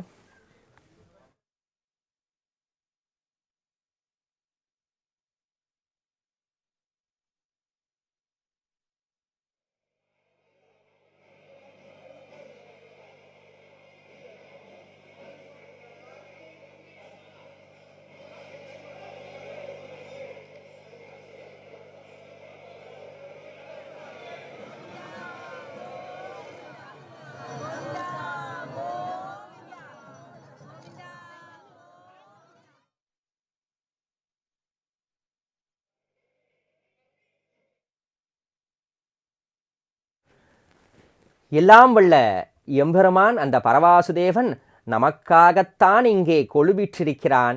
அதோ கருடன் மீது புலூர்ந்து வருகிறார் எம்பெருமான். அதே போல ஆழ்வார்கள் ஆச்சார்கள் பதிமர் பாடிய பெருமாள் என்று நம்பெருமாளுக்கு ஒரு பெயர் உண்டாம். ஆமாம், எவ்வளவு செல்வங்கள் நீங்கள் திருப்பதி பார்க்கும்போது எல்லா செல்வங்களும் நிறைந்திருந்தாலும் பெருமாளுக்கு திருமலையப்பனுக்கு ஒரே ஒரு குறை உண்டு. என்னது? திருமலையப்பனுக்கு குறையா? என்னப்பா சொல்கிறீங்க? எல்லா நிறையும் உண்டு, கோடான கோடி பணங்கள் வருகிறது, நகைகள் வருகிறது, எம்பெருமானுக்கு என்ன குறை அப்படின்னு கேட்டால், ஆமாம், ஸ்ரீரங்கத்தை விட திருமலை வேங்கடமுடையானுக்கு ஒரே ஒரு குறை உண்டு. அவன் ஒரு பற்று கீழ்தான். என்ன அப்படின்னாக்கா, எம்பெருமான் 11 ஆழ்வார்கள் 12 ஆழ்வார்கள், அதில் ஒருத்தி பெண்பால் புலவர், பெண்ணாக இருந்து பெண் பாவனையிலே பாடினால், ஒரே ஒரு ஆழ்வார், மதுர கவி ஆழ்வார், அவர் வேற யாரையுமே பாடல, எந்த பெருமாளையும் பாடல. ஆச்சாரியனே பரதெய்வம், ஆச்சாரியன் தான் எல்லாம் என்று சொல்லி கண்ணினும் சுருத்தாம்பினால் கட்டுண்ட பண்ணிய பெருமாயன் என்ற பாசுரத்திலே 10 பாசுரங்களை சாதித்து அருளினார் ஆழ்வாருக்காக, சடகோபனுக்காக. மற்றைய 11 ஆழ்வார்களும் பாடிய பெருமாள் திருவரங்கத்தனார். திருவரங்கனுக்கு 11 ஆழ்வார்களால் மங்களாசாசனம் நடைபெற்றது. மொத்தம் 247 பாசுரங்கள். இதிலும் ஒரு அற்புதமான என்னன்னாக்கா, தமிழில் இருக்கக்கூடிய எழுத்துக்கள் 247.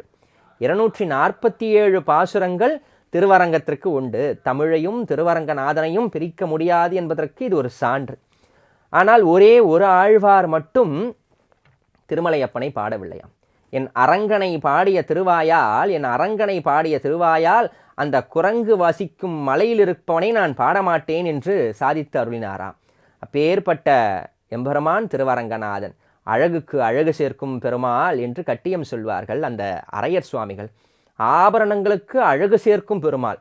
ஆபரணங்கள்லாம் போட்டால் நம்ம அழகாக இருப்போம், இல்லை, இந்த ஆபரணங்கள்லாம் தாங்கன்னா ஆபரணங்கள் பேசும். ஆஹா, இன்னைக்கு நான் பெருமாளுடைய மார்பிலே அலங்கரித்து கொண்டிருக்கிறேன், இன்று விமான பதக்கம், இன்று மகாலட்சுமி பதக்கம், இன்று காசு மாலை, இன்று முத்து மாலை, இன்று முத்தங்கி சேவை என்று அந்த ஆபரணங்கள் எல்லாம் அவ்வளவு அற்புதமாக மகிழ்ச்சியிலே கொண்டாடி கொண்டு இருக்குமாம். அதனால் ஆபரணங்களுக்கு அழகு சேர்க்கும் பெருமாள் அப்படின்னு சொல்லுவாங்க. அதே போல முன்னிலும் பின்னழகிய பெருமாள். முன்னாடியை விட நேற்று நாச்சியார் திருக்கோலம், நேற்றைய தினம் பெருமாளுக்கு நாச்சியார் திருக்கோலம் சாட்சி பட்டருக்காக அது சாட்சி அருளியது, பராசர பட்டருக்காக சாட்சி அருளியது. அந்த நாச்சியார் திருக்கோலத்திலேயே பெருமாள் எப்படி வருவார் அப்படின்னாக்கா, ரொம்ப அற்புதமான காட்சி. அதெல்லாம்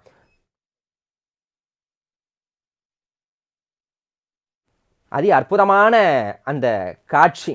அதாவது தலையிலே சூடக்கூடிய அந்த நெத்திச்சூட்டி தொடங்கி சூரிய பிரபை, சந்திர பிரபை, கையிலே வங்கி, மோதிரங்கள், வளையல்கள், கங்கணங்கள், மார்பிலே அட்டிகை, முத்தாரம், பவழமணி மாலை, முத்துச்சரம், திருமாங்கல்யம், காதிலே கம்பல், அந்த கம்பலை தொடர்ந்து மாட்டல் என்று சொல்லக்கூடிய அந்த அணிகலன்கள், காலிலே இருக்கக்கூடிய மெட்டி, காலிலே தண்டை, கொலுசு, கச்சை, பாடகம் என்று சொல்லக்கூடிய இத்தனை காலிலே அணியக்கூடிய ஆபரணங்கள் எல்லாவற்றையும் அணிந்து பின்சாத்திலும் அழகாக இருப்பாராம் பெருமாள் நேற்றைய தினம். அதுதான் சொல்லுவாங்க, முன்னிலும் பின்னழகிய பெருமாள் என்று திருவரங்கநாதனுக்கு செந்தமிழ் பாடுவார் என்ற அரையருக்கு பேர். அந்த செந்தமிழ் பாடுவாருடைய வார்த்தைகள், கட்டியங்கள் இவை அனைத்தும் அப்பேற்பட்ட பெருமாளை நம் கண்முன்னே காட்சிப்படுத்திய மாலை முரசு தொலைக்காட்சி அன்பர்களுக்கு நெஞ்சார்ந்த நன்றிகளை தெரிவித்துக் கொள்கிறோம். நன்றி, வணக்கம்.